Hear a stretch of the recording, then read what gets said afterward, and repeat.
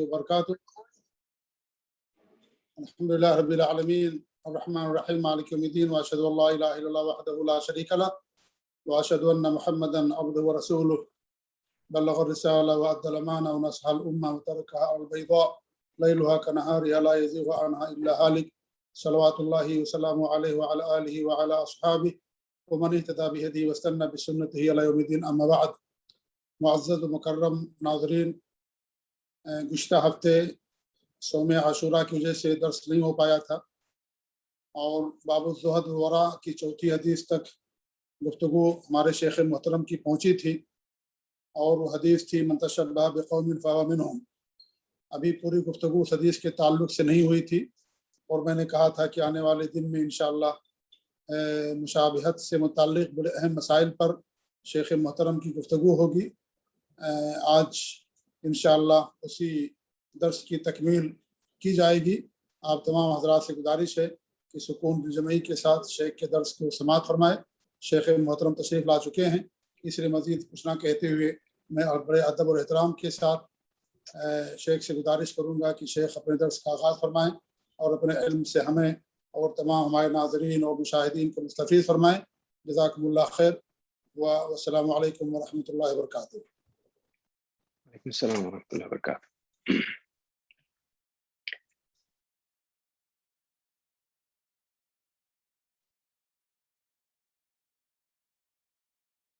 ان الحمد لله نحمده ونستعينه ونستغفره ونعوذ بالله من شرور انفسنا ومن سيئات اعمالنا من يهده الله فلا مضل له ومن يضلل فلا هادي له واشهد ان لا اله الا الله وحده لا شريك له واشهد ان محمدا عبده ورسوله. اما بعد فان خير الحديث كتاب الله وخير الهدي هدي محمد صلى الله عليه وعلى آله وسلم وشر الأمور محدثاتها وكل محدثة بدعة وكل بدعة ضلالة وكل ضلالة في النار. قال النبي صلى الله عليه وسلم من تشبه بقوم فهو منهم. قابل احترام فضیلۃ الشیخ مختار احمد مدنی حفظہ اللہ، دیگر اہل علم، میرے محترم دینی بھائیوں اور قابل احترام اور بہنوں، پچھلے درس میں ایک بہت ہی اہم مسئلہ تشبہ سے متعلق حدیث میں آیا تھا، جس میں اللہ کے نبی صلی اللہ علیہ وسلم فرماتے ہیں من تشبہ بقوم فہو منہم. جو شخص کسی قوم کی مشابہت اختیار کرتا ہے اس کا شمار انہی میں ہے، یا جو انسان جن لوگوں کی مشابہت اختیار کرتا ہے وہ انہی کے ساتھ ہے. اس حدیث کو امام ابو داود اور ابن حبان اور دیگر محدثین نے روایت کیا ہے اور یہ حدیث صحیح ہے.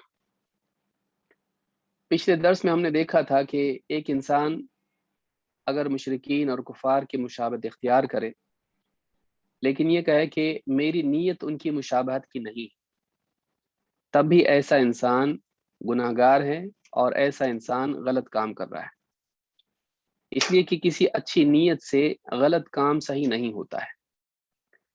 لہٰذا جہاں ایک انسان کو اپنے قلب کی سطح پر کفار و مشرکین کی مخالفت کرنا چاہیے، ان کے طور طریقوں سے دور رہنا چاہیے، اسی طرح سے عملی سطح پر بھی ان کی عبادات اور ان کی عادات، ان کے طور طریقوں کو چھوڑنا چاہیے، ان سے دور رہنا چاہیے. ان کی مشابہت، ان کی سملیرٹی، ان کی ریزمبلنس سے بچنا چاہیے.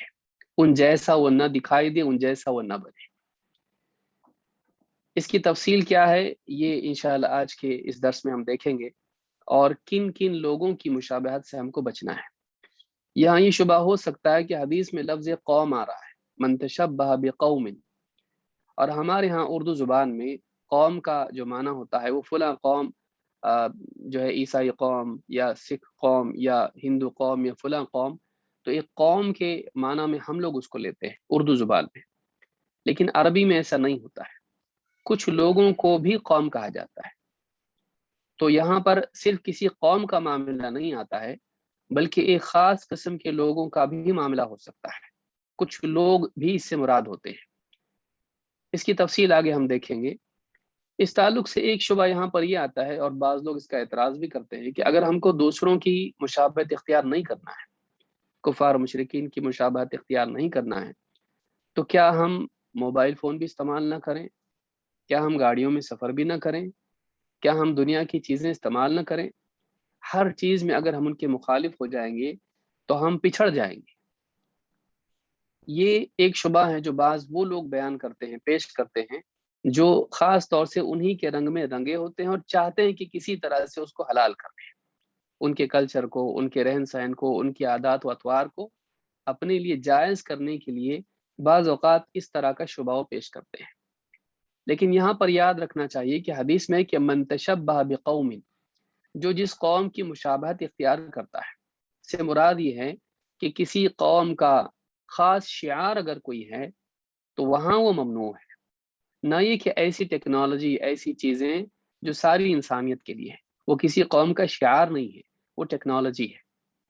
اسی لیے شیخ صالح الفوزان حفظہ اللہ کہتے ہیں فَنَحْنُ مَنْهِيُّونَ عَنِ التَّشَبُّهِ بِالْكُفَّارِ، ہمیں کفار کی مشابہت سے منع کیا گیا ہے، فی دینہم وفی عاداتہم المختصۃ بہم، ان کے دین میں اور ان کی عادات میں، ان کے دین میں اور ان کی عادتوں میں، المختصۃ بہم، ایسی چیزیں جو ان کے ساتھ خاص ہیں، ان کا شعار ہے، ان سے ان کی پہچان ہوتی ہے، کالتشبہ بہم فی اللباس والتشبہ بہم فی الکلام، جیسے ان کی طرح لباس پہننا، ان کی طرح کلام کرنا، والتشبہ بہم فیما هو من خصائصہم فی العادات وفی العبادات، اور ایسی چیزوں میں تشبہ سے منع کیا گیا ہے جو ان کی خصوصیات میں سے ہے، جو ان کی پہچان ہے، چاہے وہ عادات میں سے ہو یا عبادات میں سے ہو۔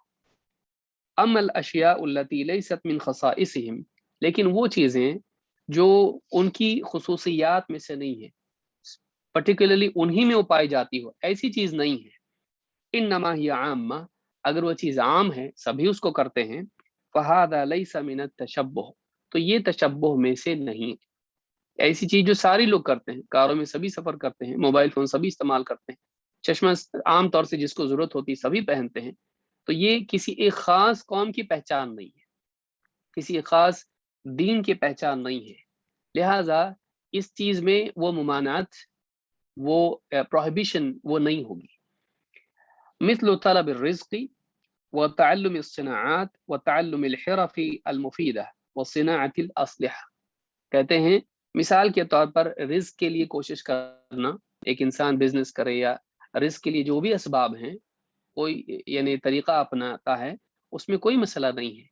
اسی طرح سے یعنی ٹیکنالوجی ہے یا کوئی خاص قسم کی حرفت ہے یا کرافٹ جس کو آپ کہیں، یا کوئی ایسی چیز جو آدمی کرتا ہے، تکنیک استعمال کرتا ہے، وہ صناعت الاسلحہ، یا اسی طرح سے وہی ہتھیار استعمال کرنا جو دشمن بھی استعمال کرتا ہے، تو اس میں یہ نہیں کہا جائے گا کہ ان کی مشابہت ہو رہی ہے، بلکہ ٹیکنالوجی میں اور اسی طرح سے یعنی ایون ایجوکیشن میں، مثال کے طور پر بہت سارے علوم ہیں جو آج دوسری قومیں یعنی حاصل کر رہی ہیں، جیسے کمپیوٹر کا علم ہے، یا اسی طرح سے اور دوسرے میتھمیٹکس ہے، یا اس طرح کی بہت ساری چیزیں ہیں، اگرچہ بہت ساری چیزیں مسلمانوں کی ایجاد کی ہوئی ہیں، لیکن آج دوسری قوموں نے اس کو بہت آگے بڑھا دیا ہے، تو آج ان کا وہ علم اگر ہم بھی اپنی یونیورسٹیز میں، اپنی اسکولوں میں پڑھاتے ہیں تو اس میں کوئی برائی نہیں ہے۔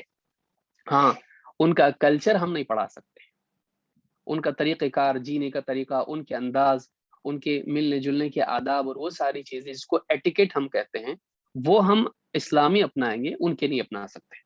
تو کہتے ہیں کہ صناعات ہیں یا اسی طرح سے ٹیکنالوجی ہے، اس طرح کی چیزیں، یا ہتھیار بنانا، یا اسی طرح سے کاریں، موٹریں جو بھی ہیں، اس طرح کی چیزیں بنانا، اس میں ان کی مشابہت نہیں ہوتی ہے اگر ہم وہی کرتے ہیں تو۔ فرماتے ہیں ھذا مشترک بین بنی آدم، یہ ساری چیزیں آدم کی اولاد میں یعنی انسانوں میں مشترک ہیں، سب میں کامن ہیں۔ بل دیننا امرنا بذلک، بلکہ ہمارے دین نے ہمیں اس کا حکم دیا ہے، یعنی اگر کوئی چیز لوگوں کے لیے منفعت والی ہو تو اس کو اپنایا جا سکتا ہے، جیسے اللہ کے نبی صلی اللہ علیہ وسلم نے دوسری قوموں کا طریقہ، فارسیوں کا طریقہ اپنایا، خندق کھود دی جنگ کے درمیان، جنگ خندق میں خندق کھودی گئی تھی، یہ کس کا طریقہ ہے؟ یہ فارسیوں کا طریقہ ہے۔ تو اگر کوئی ایسی ترکیب ہے جو دشمن کے پاس ہے، مخالفین کے پاس ہے، غیر مسلموں کے پاس ہے، چاہے وہ دشمن نہ ہو، تو ایسے لوگوں کے پاس ہے، اس کو مسلمان اپنا سکتے ہیں اگر اس میں مسلمانوں کا فائدہ ہے اور کوئی دینی قباحت اس میں نہیں ہے۔ وَلَيْسَ هَذَا مِنَ التَّشَبُّهِ بِهِمْ، یہ ان کا تشبہ نہیں ہے۔ إِنَّمَا التَّشَبُّهُ بِهِمْ فِي مَا لَا فَائِدَةَ فِيهِ لَا فِي الدِّينِ وَلَا فِي الدُّنْيَا۔ تشبہ کا معاملہ وہاں آتا ہے جہاں کوئی فائدہ نہ ہو، اس چیز میں کوئی فائدہ نہ ہو، نہ دین میں فائدہ ہو نہ دنیا میں فائدہ ہو۔ تو اگر کسی چیز میں منفعت ہے اور وہ چیز کسی قوم کا دینی شعار نہیں ہے بلکہ وہ ایک تکنیک ہے، وہ ٹیکنالوجی ہے، تو اس کو اپنانے میں کوئی قباحت نہیں ہے۔ مثال کے طور پر آج انٹرنیٹ کے ذریعے سے لوگوں تک اسلام کی دعوت کو پیش کرنا یا واٹس ایپ وغیرہ استعمال کر کے میسیجز بھیجنا آج سارے لوگ کرتے ہیں، مسلمان بھی کرتے ہیں، دوسرے بھی کرتے ہیں۔ یہ نہیں کہا جائے گا کہ وہ لوگ اس طریقے سے دعوت دیتے ہیں، وہ لوگ اس طریقے سے انٹرنیٹ کا استعمال کر کے اپنے دین کو پھیلاتے تو ہم نہ پھیلائیں، اس طرح سے نہیں کہا جا سکتا ہے۔ ہاں لیکن کہیں اگر کوئی شرعی قباحت ہو، اگر وہ گا کر لوگوں کو دین سکھانے لگے ان کا، تو ہم بھی گا کر سکھائیں تاکہ لوگ ماننے لگے، یہ صحیح نہیں ہے۔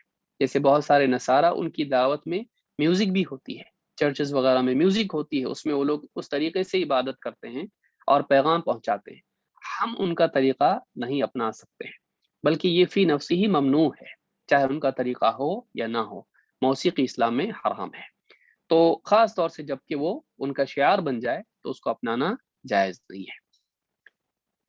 تو یہ مثال کے طور پر آپ دیکھیں کہ بہت ساری چیزیں مسلمانوں میں ہیں، قبروں کے اوپر پھول چڑھانا آج کس کا طریقہ ہے؟ یہ مسلمانوں کا طریقہ نہیں ہے۔ اللہ کے نبی صلی اللہ علیہ وسلم اور صحابہ اس کو نہیں کرتے تھے، لیکن آج آپ دیکھیں گے کہ بہت سارے مسلمان قبروں پر پھول چڑھاتے ہیں۔ قبروں پر پھول رکھنا، گلدستے رکھنا، اس طرح کی چیزیں کرنا، یہ یہود و نصارہ کا طریقہ ہے، دوسری قوموں کا طریقہ ہے، اس کو ہم نے اپنا لیا، یہ صحیح نہیں ہے۔ اس طرح کی ایک لمبی فہرست ہے جس میں آج بہت سارے مسلمان مبتلا ہیں، جو اسلام کا طریقہ نہیں ہے بلکہ دوسری قوموں کا طریقہ ہے۔ خاص کر کے آپ دیکھیے نبی صلی اللہ علیہ وسلم کی پیدائش کا دن منانا، یہ ہمارا طریقہ نہیں دوسروں کا ہے، اس پر گفتگو ہو چکی ہے۔ تو یہ بات یاد رکھیں کہ ٹیکنالوجی کا استعمال کرنا یا دنیاوی علوم حاصل کرنا جو دوسری قومیں بھی حاصل کر رہی ہیں، اگر ان میں مسلمانوں کے لیے فائدہ ہے تو یہ منع نہیں ہے، یہ ان کا تشبہ نہیں ہے۔ اسی طرح سے بعض وہ چیزیں جو لباس وغیرہ کی ہوتی ہیں، جیسے سویٹر پہننا، یہ نہیں کہا جا سکتا کہ مسلمانوں کے پاس سویٹر نہیں تھا، یہ دوسری قوموں کا طریقہ ہے، اس میں مسلمانوں کی منفعت ہے، سردی سے بچنے کے لیے اس کو استعمال کیا جا سکتا ہے۔ تو اس طرح کی چیزوں میں کوئی ممانعت نہیں، کیونکہ وہ کسی خاص قوم کا شعار نہیں ہے، ساری دنیا والے، ساری قومیں اس کو کرتی ہیں۔ اگر اس طرح سے مشترک ہو، جیسا کہ شیخ صالح فوزان نے کہا، کوئی چیز مشترک سب میں ہے تو اس میں کوئی حرج نہیں ہے، بشرطے کہ اس میں کوئی شرعی قباحت نہ ہو۔ مثلا اگر سارے ہی لوگ تنگ کپڑے پہننے لگے، ایک دم ٹائٹ جینز جیسے بہت سارے لوگ پہنتے ہیں، مرد تو مرد، عورتیں بھی پہننے لگی آج کل، تو اگر ایسا اب کوئی کہے کہ کسی کا شعار نہیں ہے تو یہ صحیح نہیں ہے۔ کیوں؟ اس لیے کہ اس میں شرعی قباحت ہے، اس میں انسان صحیح ڈھنگ سے پیشاب نہیں کر پاتا ہے، نجاست سے بچ نہیں پاتا ہے، اور اس کی وجہ سے اس کی طہارت بھی خراب ہوتی ہے اور نمازیں چھوٹ جاتی ہیں۔ مزید یہ کہ اتنا تنگ کپڑا پہننے سے جسم کے وہ حصے جن کا چھپانا لازم ہے ان کا حجم دکھائی دیتا ہے، تو اس میں شرعی قباحت ہے۔ یہ نہیں کہا جا سکتا کہ ابھی تو سبھی پہنتے اس لیے ہم پہنے، نہیں۔ اگر ایک آدمی یعنی ڈھیلا لباس پہنتا ہے تو اس میں گنجائش ہے، اس کا ترک بہتر ہے، لیکن پھر بھی گنجائش ہے، خاص طور سے اگر اس کو جاب پہ اس کو پہننا پڑتا ہے تو کوئی حرج نہیں ہے، مجبوری ہے اس کی۔ لیکن اتنے تنگ لباس پہننا یا ٹخنوں سے نیچے چھوڑ دینا اس لیے کہ سبھی کرتے ہیں، یہ فی نفسی ہی جائز نہیں ہے، اس لیے کہ اسلام میں ٹخنوں سے نیچے پاجامہ اور اس طرح سے لباس کو پہننا یہ جائز نہیں ہے۔ یہاں ایک اور مسئلہ یہ بھی ہے کہ کیا مسلمانوں کا طریقہ اگر دوسرے لوگ اپنا لیں تو اب ہم کیا کریں؟ مثال کے طور پر اگر جبہ پہننا، مثال کے طور پر اگر دوسری قومیں بھی جبہ پہننے لگ جائیں تو کیا مسلمان اس کو چھوڑ دیں؟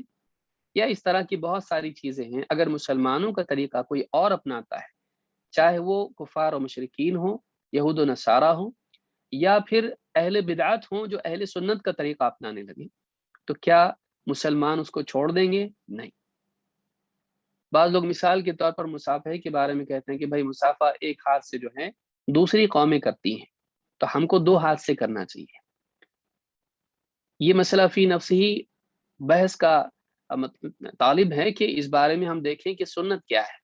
ہمارے نزدیک راجح قول یہی ہے کہ مصافحے کے لیے دائیں ہاتھ کو ترجیح دی جائے گی۔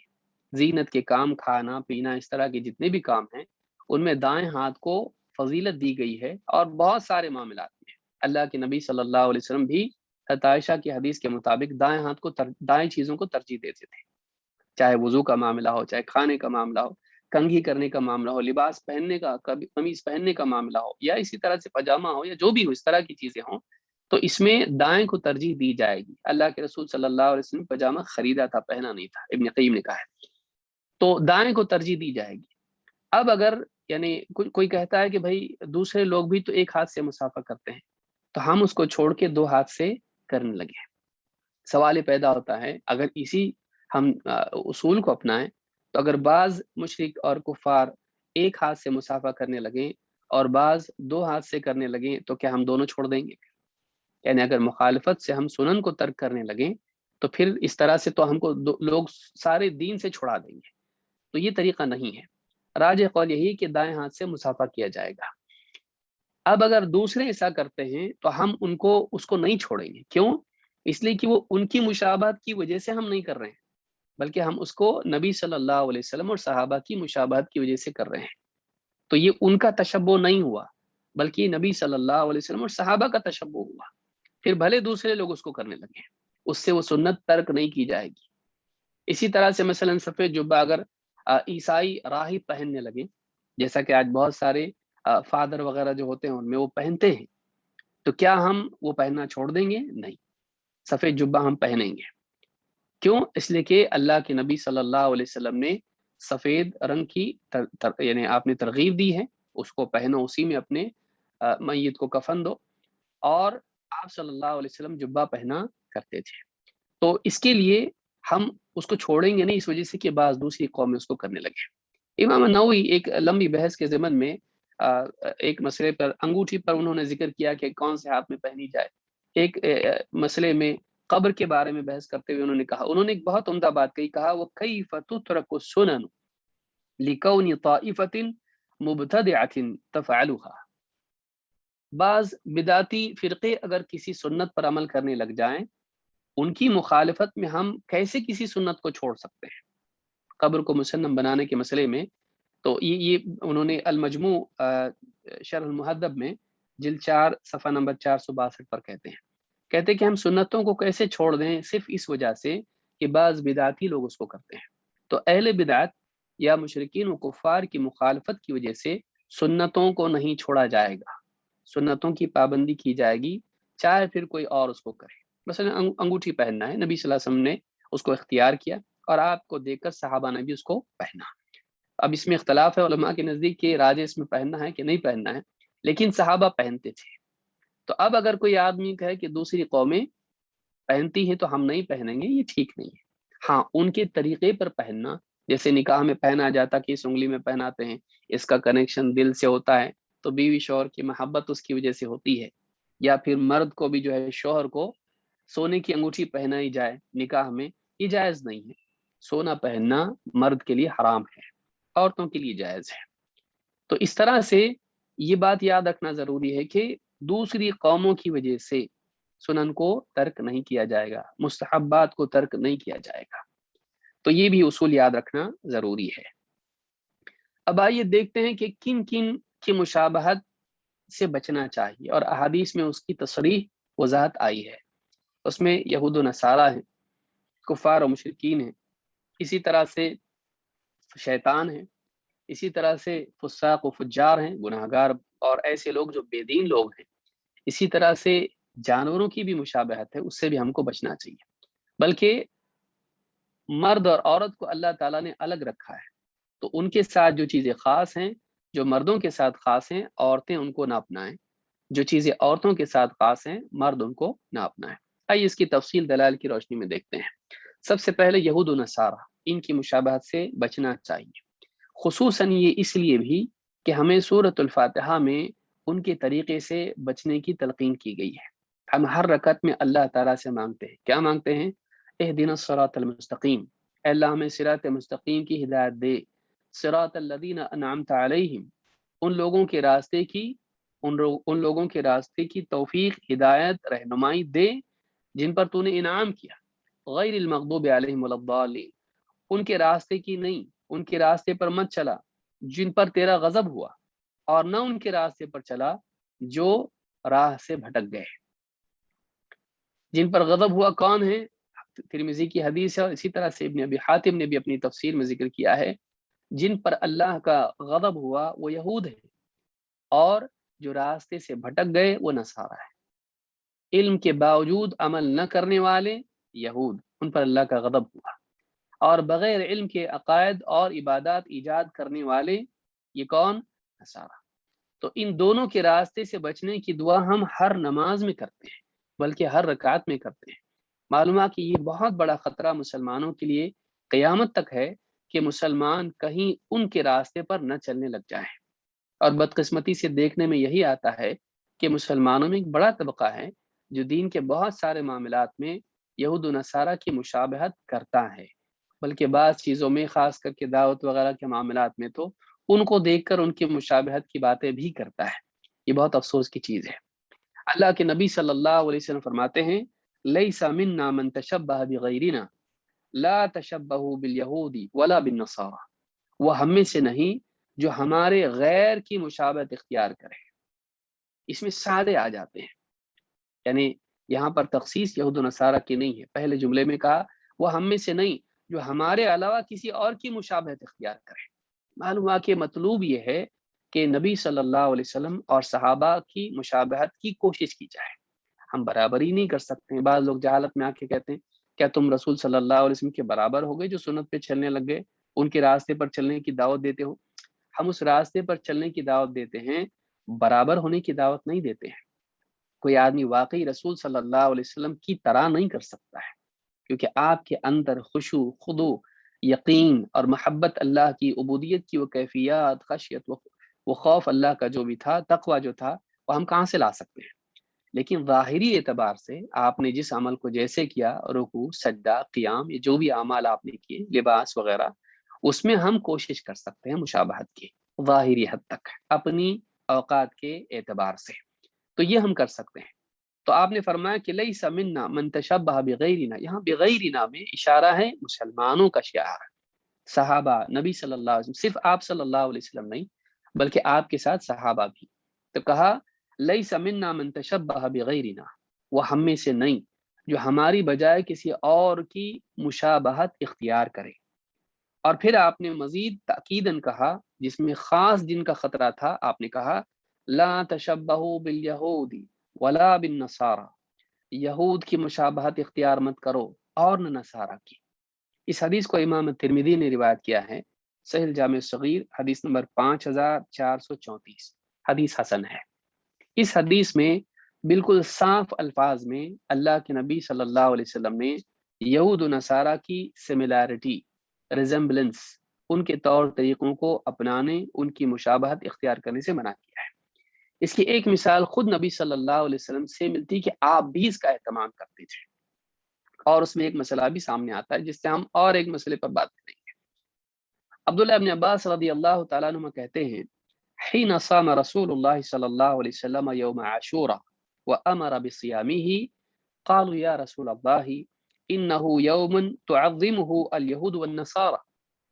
فرماتے ہیں کہ جب اللہ کے رسول صلی اللہ علیہ وسلم نے عاشورہ کا روزہ رکھا، عاشورہ کے دن روزہ رکھا، اور صحابہ کو بھی اس روزے کا حکم دیا، تو صحابہ نے کہا اللہ کے رسول یہ تو ایسا دن ہے جس کی یہود و نصارہ بہت تعظیم کرتے ہیں۔ آپ یہاں غور کریں کہ صحابہ کا مزاج بن چکا تھا مدینے میں کہ یہود و نصارہ کی مشابہت اختیار نہیں کی جاتی ہے۔ اللہ کے نبی صلی اللہ علیہ وسلم کو خود صحابہ نے کہا، اللہ کے رسول اس دن، صحابہ نے کہا کہ اس دن یہود و نصارہ بھی اس کی تعظیم کرتے ہیں، وہ بھی اس دن روزہ رکھتے ہیں، کہیں ہم ان کے مشابہ تو نہیں ہو رہے ہیں۔ فقال رسول اللہ صلی اللہ علیہ وسلم فَإِذَا كَانَ الْعَامُ الْمُقْبِلُ إِنْ شَاءَ اللَّهُ सुमना अल-यौम अत-तासिअ, बस आपने फरमाया कि ठीक है, अगला साल जब होगा तो हम तासे यौम तासे अल-यौम तासे 9 का भी रोजा रखेंगे। 9 का भी, मैं भी इसलिए कह रहा हूँ कि आगे रिवायत बताएगी कि वाकई वही मतलब था। कहा कि हम अगले साल 9 का रोजा रखेंगे, यानी 9 मुहर्रम का। कहते हैं कि फलम फलम यअतिल आमुल मुक़बिल हत्ता तूफ़िया रसूलुल्लाह सल्लल्लाहु अलैहि वसल्लम। इब्न अब्बास रदियल्लाहु तआला अन्हुमा कहते हैं कि लेकिन अगला साल आया भी नहीं कि अल्लाह के रसूल सल्लल्लाहु अलैहि वसल्लम की वफात हो गई। तो इस हदीस को इमाम मुस्लिम ने किताब उस-सियाम हदीस नंबर 1134 पर रिवायत किया है। इसमें एक बात तो ये मालूम होती है कि अल्लाह के नबी सल्लल्लाहु अलैहि वसल्लम ने यहूद की वजह से वो रोज़ा नहीं रखा, यहूद व नसारा की वजह से नहीं रखा, बल्कि मूसा अलैहिस्सलाम की तअस्सी में वही के ताबे होकर रखा। इब्न हजर ने यही बात कही है कि अल्लाह की तरफ से आपको वही आती थी और यहाँ मूसा अलैहिस्सलाम की खबर उनके ज़रिए से मिली, तस्दीक अल्लाह की तरफ से हुई और आपको अल्लाह की तरफ से इसकी इजाज़त बल्कि इसकी तरगीब मिली और आपने रोज़ा रखा। ये नहीं कि आपने यहूद को देख के रोज़ा रखा, बल्कि अल्लाह के रसूल सल्लल्लाहु अलैहि वसल्लम वही के ताबे अमल करते थे। लेकिन उस दिन यहूद भी रोज़ा रखते थे, तो सहाबा ने आपको कहा अल्लाह के रसूल वो भी तो रोज़ा रखते हैं दिन, नसारा भी इस दिन की ताज़ीम करते हैं। तो कहा कि अगला साल जब आएगा तो हम 9 का रोज़ा रखेंगे। मालूम हुआ कि मुखालफत सिर्फ तर्क में नहीं होती है, मुखालफत इज़ाफ़ी भी हो सकती है। इसलिए कि मुखालफा कहते हैं, जिसे आप देखिए कि काना इज़ा यौम ईदिन काना इज़ा यौम ईदिन खालफ़ अत-तरीक़। अल्लाह के नबी सल्लल्लाहु अलैहि वसल्लम जब ईद का दिन होता तो रास्ता बदल देते, जिस रास्ते से गए दूसरे रास्ते से आते। मुखालफत तर्क में भी होती है और मुखालफत इज़ाफ़े में भी होती है, बदलने में भी होती है। तो यहाँ आपने क्या किया, आपने 9 का तो रोज़ा 10 का तो रोज़ा रखा, लेकिन साथ में 9 की भी बात की। तो अब उनकी मुखालफत इस एतबार से हुई कि वो इफ़राद करते हैं और हम इफ़राद नहीं करते हैं।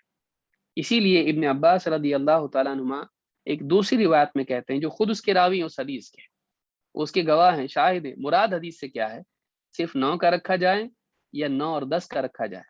इब्न अब्बास रदियल्लाहु तआला अन्हुमा कहते हैं, सूमु त्तासिअ वल आशिरा व खालिफुल यहूद। इब्न अब्बास कहते हैं कि 9 और 10 मुहर्रम का रोज़ा रखो और यहूद की मुखालफत करो। मालूम हुआ कि मुराद रसूल सल्लल्लाहु अलैहि वसल्लम की ये नहीं थी कि आप 10 को छोड़ के 9 को रोज़ा रखें, बल्कि 9 के साथ में 10 का भी रोज़ा रखना था। यही बात इब्न अब्बास ने एक दूसरी रिवायत में कही, जिसको इमाम अल-बैहक़ी ने रिवायत किया है किताब उस-सियाम में, और इसी तरह से इमाम अब्दुर रज़्ज़ाक़ ने इसको रिवायत किया है, और सही अबी दाऊद किताबुल उम में शेख अल-अलबानी ने हदीस नंबर 2114 के तहत इस पर गुफ्तगू की है और इसको सही कहा है। इससे बात मालूम होती है कि अल्लाह के नबी सल्लल्लाहु अलैहि वसल्लम और सहाबा कितना एहतमाम करते थे इस बात का कि यहूद की मुखालफत हो, नसारा की मुखालफत हो, और आप सल्लल्लाहु अलैहि वसल्लम ने उनकी ऐसी तरबियत की थी कि वो खुद जानते थे कि हर मामले में हमको उनकी मुखालफत करना चाहिए। तो ये चीज़ हमको याद रखना चाहिए। इस पे मज़ीद हम गुफ्तगू करेंगे, वक्त हो गया, नमाज का वक्त हो गया है। अब चूँकि जल्दी-जल्दी वक्त हो रहा है, तो इंशाअल्लाह हम अभी नमाज से फ़ारिग होकर बकिया बात उस पर बकिया बातों पर गुफ्तगू करेंगे इंशाअल्लाह। अक़ूलु हाज़ा व अस्तग़फ़िरुल्लाह ली व लकुम।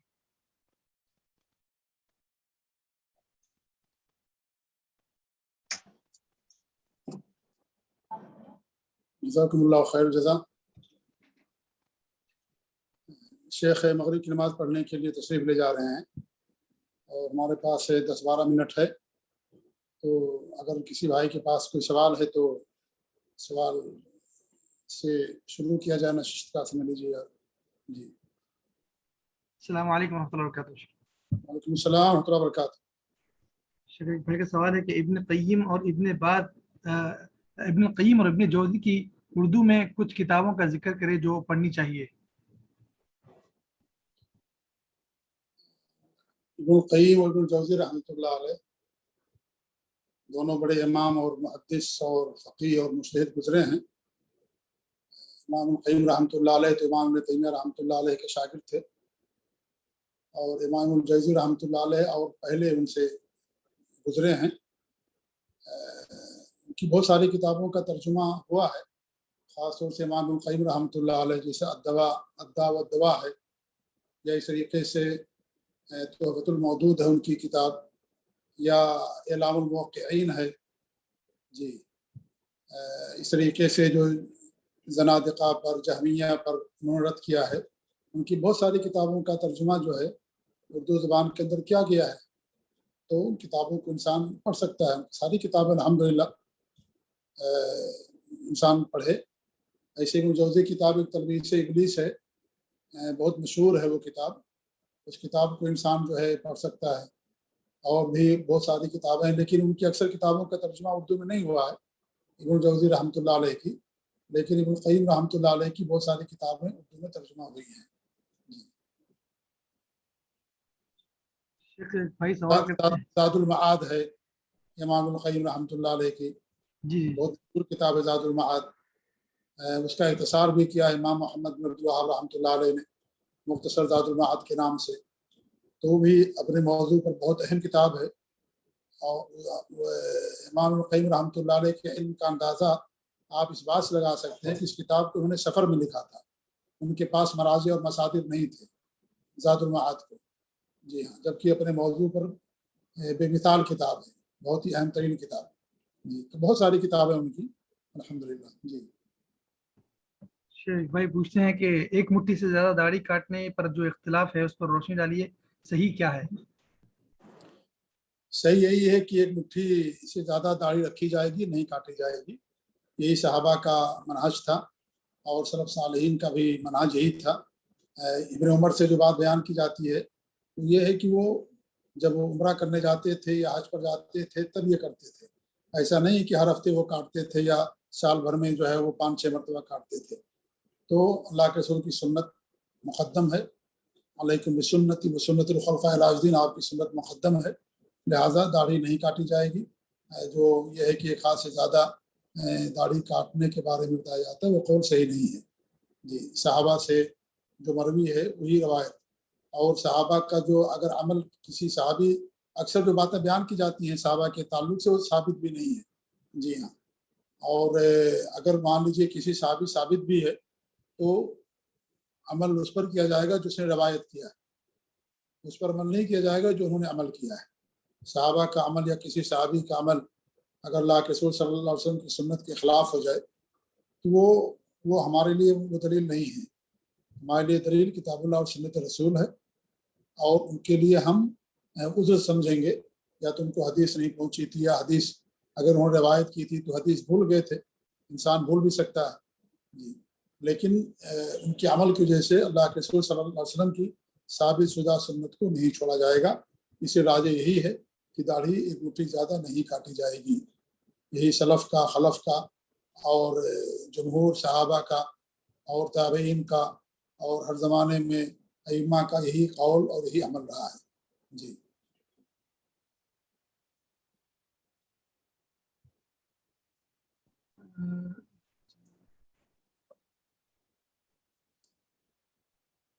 شیخ یہ میرے خیال ہے یہ دوبارہ سوال کیا گیا، غیر مسلمان کے ہاتھ کا بنا ہوا کھانا کھا سکتے ہیں کیا؟ ہاں کھا سکتے ہیں، بالکل کھا سکتے ہیں۔ غیر مسلمان کو آپ اگر مان لیجیے اگر وہ مرغی بناتا ہے، گوشت بناتا ہے، اگر اسے ذبح کر کے دے دیتے ہیں، وہ بنا دیتا ہے تو کوئی حرج کی بات نہیں ہے۔ جیسے اس کے ہاتھ کی بنی ہوئی گاڑیاں خریدتے ہیں، کپڑے آپ خریدتے ہیں، موبائل خریدتے ہیں، اور یہ ساری چیزیں بھی اس کے ہاتھ کی بنی ہوئی کھا سکتے ہیں آپ، بس شرط یہ ہے کہ اگر وہ ذبائح میں سے ہے، یعنی جیسے بکری گوشت وغیرہ ہے تو آپ ذبح کر کے اسے دیں مسلمان، اگر وہ ذبح کرتا ہے غیر مسلم ہے تو نہیں کھایا جائے گا۔ یا ساگ سبزیاں ہیں، انڈا وغیرہ ہے، مچھلی وغیرہ ہے، جس میں ذبح کرنے کی ضرورت نہیں پڑتی ہے تو بنا کر کے دیتا ہے تو کوئی حرج نہیں ہے۔ جیسے وہ آپ کے جوتے بناتا ہے، کپڑے بناتا ہے، آپ کے کپڑوں کو دھلتا ہے، اس طریقے سے اگر وہ آپ کے لیے کھانا بناتا ہے تو اس کو کھانے میں کوئی حرج کی بات نہیں ہے جی۔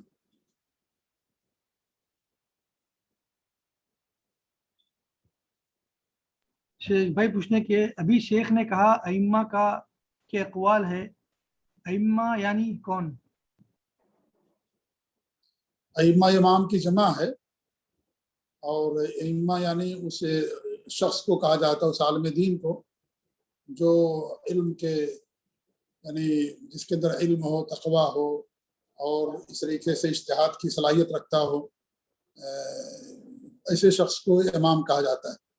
یعنی آپ یہ سمجھ لیں کہ بڑے بڑے علماء جیسے جو گزرے، امام ابن تیمیہ، امام ابن قیم رحمۃ اللہ علیہ، موجودہ دور امام البانی، امام ابن عثیمین، امام ابن باز، جن کے پاس گہرا علم ہو، تو ایسے لوگوں کو ائمہ کہا جاتا ہے۔ جی، ائمہ اربعہ تو مشہور ہی ہیں، چاروں امام۔ جی ہاں، اب یہ کوئی ضروری ہے کہ جتنے امام ہیں سب ایک ہی درجے کے ہوں، ان میں تفاوت ہوگا۔ جیسے صحابہ ہیں، اب تمام صحابہ تو ایک درجے کے نہیں تھے، سب سے افضل ابوبکر صدیق ہیں، پھر عمر فاروق، پھر عثمان، پھر علی، فضیلت کے لحاظ سے، حالانکہ سب صحابہ ہیں۔ ایسے علماء ہیں، سارے علماء تو ایک درجے کے نہیں ہوں گے۔ آپ دنیا کی مثالیں لیں، ڈاکٹر ہیں، کیا سارے ڈاکٹر ایک جیسے ہوتے ہیں؟ سب MD کیے ہوئے ہیں یا MS ہیں، لیکن سب ایک جیسے نہیں ہوتے۔ کسی کا علم کم ہوتا ہے، تجربہ کم ہوتا ہے، کسی کے پاس زیادہ مہارت ہوتی ہے، علم زیادہ ہوتا ہے۔ تو یہ معاملہ دین کا بھی ہے، ہم عالم کہیں گے ان کو، لیکن علم کے اندر فرق رہے گا۔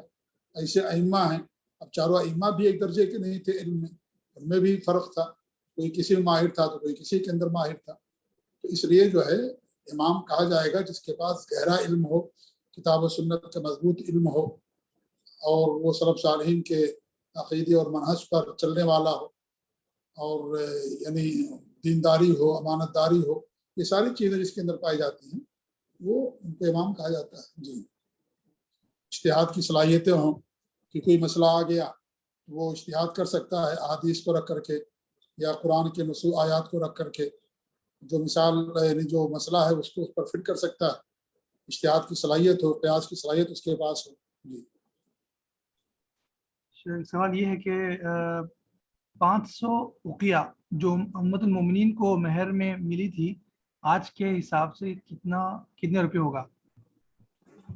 500 اقیہ کیا چیز ہے؟ واللہ عالم، دیکھنا پڑے گا کہ ایک اقیہ کتنے کا ہوتا ہے، ابھی فی الحال مجھے نہیں معلوم ہے۔ جی ہاں، لیکن یہ ہے کہ مہر آدمی کے اپنے اوپر ہوتا ہے، آدمی اتنا مہر رکھنا چاہے رکھ سکتا ہے، کم مہر رکھنا چاہیے یہ زیادہ بہتر ہے، لیکن آدمی اپنی حیثیت کے مطابق مہر رکھ سکتا ہے۔ تو ایسا نہیں ہے کہ جو مہر ہمارے نبی نے صفیہ رضی اللہ عنہا کو دیا یا فاطمہ کو دیا گیا، جیسے کہ لوگ مہر فاطمی رکھتے تھے پہلے، تو وہ ہمارے لیے مسنون ہے، ایسا نہیں ہے۔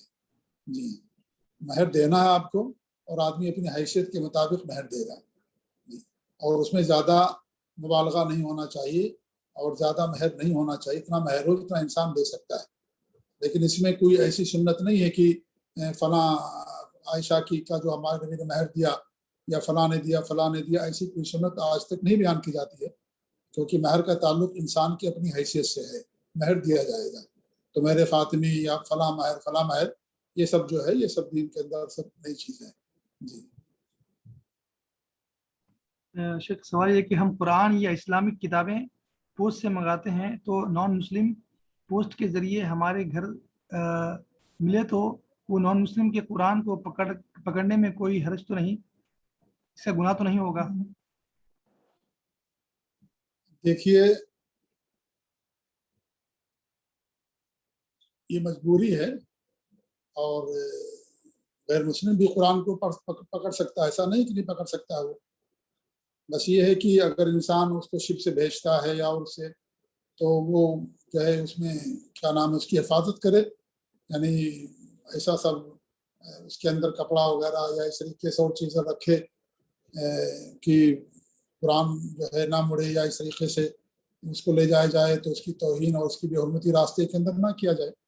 انسان اس چیز کا خیال رکھے، اور نہ غیر مسلم چھو سکتا ہے قرآن کو، بلکہ پڑھ بھی سکتا ہے، غیر مسلم بھی قرآن کو پڑھ سکتا ہے، بس یہ ہے کہ وہ مطلب پاک ہو کر کے پڑھے، غسل کر کے پڑھے وہ، اور وہ قرآن کا احترام کرنے والا، اس کو سمجھایا جائے کہ یہ قرآن اللہ تعالیٰ کی کتاب ہے، مقدس ہے، لہٰذا اس کا احترام کرنا۔ تو آپ غیر مسلم کو قرآن دے سکتے ہیں پڑھنے کے لیے، جسے غیر مسلم مسجد کے اندر آ سکتا ہے، ایسے ہی آپ اس کو دے سکتے ہیں۔ اصل مسئلہ یہ نہیں، اصل مسئلہ ہے کہ راستے میں جو قرآن جاتا ہے تو وہ اصل مسئلہ ہے کہ اس میں انسان جو ہے بات کا خیال رکھے، اور ایسا نہ ہو کہ اس کے ساتھ جو ہے اور بھی جو حرام چیزیں ہیں جیسے شراب وغیرہ ہے اور دیگر چیزیں ہیں اس کے ساتھ لے جائے جائے، یا اس کے اوپر رکھ کر لے جایا جائے، یا اس کی بے حرمتی کی چیز نہیں ہونی چاہیے۔ لیکن اگر انسان کسی دوسرے ملک بھیجتا ہے، مجبوری ہے، انسان ہاتھ سے تو لے نہیں جا سکتا ہے ساری چیزیں، تو وہ مجبوری کے درجے کے اندر وہ آتی ہیں۔ اصل مسئلہ وہ نہیں ہے کہ غیر مسلم قرآن ہاتھ میں پکڑتا ہے، وہ پکڑ سکتا ہے، کوئی حرج کی بات نہیں، بلکہ وہ پڑھ بھی سکتا ہے۔ جی ہاں۔ سوال یہ ہے کہ تصویر کشی کے متعلق کہ تصویر لینے کے متعلق کہ اس میں کلیئر کرے کہ کہاں تک ہم کس حد، کوئی حد ہے اس کی تصویر لینے کی، کب لے سکتے ہیں کب نہیں لے سکتے، تصویر کے متعلق کچھ سوال ہے۔ بھائی تصویر اگر ضرورت ہے تب انسان لے، جس کے اندر دینی فائدہ ہے، اگر ضرورت نہیں تو انسان اسے پرہیز کرے۔ جی ہاں۔ آج تو یقیناً یہ بہت ہی تکلیف دہ بات ہے کہ انسان کہیں بھی جاتا ہے، فوراً کوئی چیز کھانا کھاتا ہے، کسی منزل پہ پہنچتا ہے، فوراً تصویر نکالتا ہے، جانداروں کی جو بے جان ان کی بات نہیں ہو رہی کھانے پینے کی، اپنی تصویر نکال کر کے بھیج دیتا ہے۔ تو یہ چیز نہیں ہونی چاہیے۔ ضرورت کے تحت جس میں دینی فائدہ ہو یا بہت زیادہ ضرورت ہو، انسان کسی کو جو ہے کسی سے ملاقات کرنے نہیں جانتا، اس کو پہلی بار ملاقات ہو رہی ہے، اس کی تصویر دے دی جائے، یا اس طریقے سے مجرموں کو پکڑنے کے لیے یا پاسپورٹ کے لیے، تو یا دینی دروس کے لیے، محاضرات کے لیے، ان سب چیزوں کے لیے جہاں دینی فائدہ ہو انسان اس کو استعمال کرے، جہاں دینی فائدہ نہ ہو انسان اس کو استعمال نہ کرے۔ جی شیخ محترم تشریف لا چکے ہیں۔ السلام علیکم ورحمۃ اللہ۔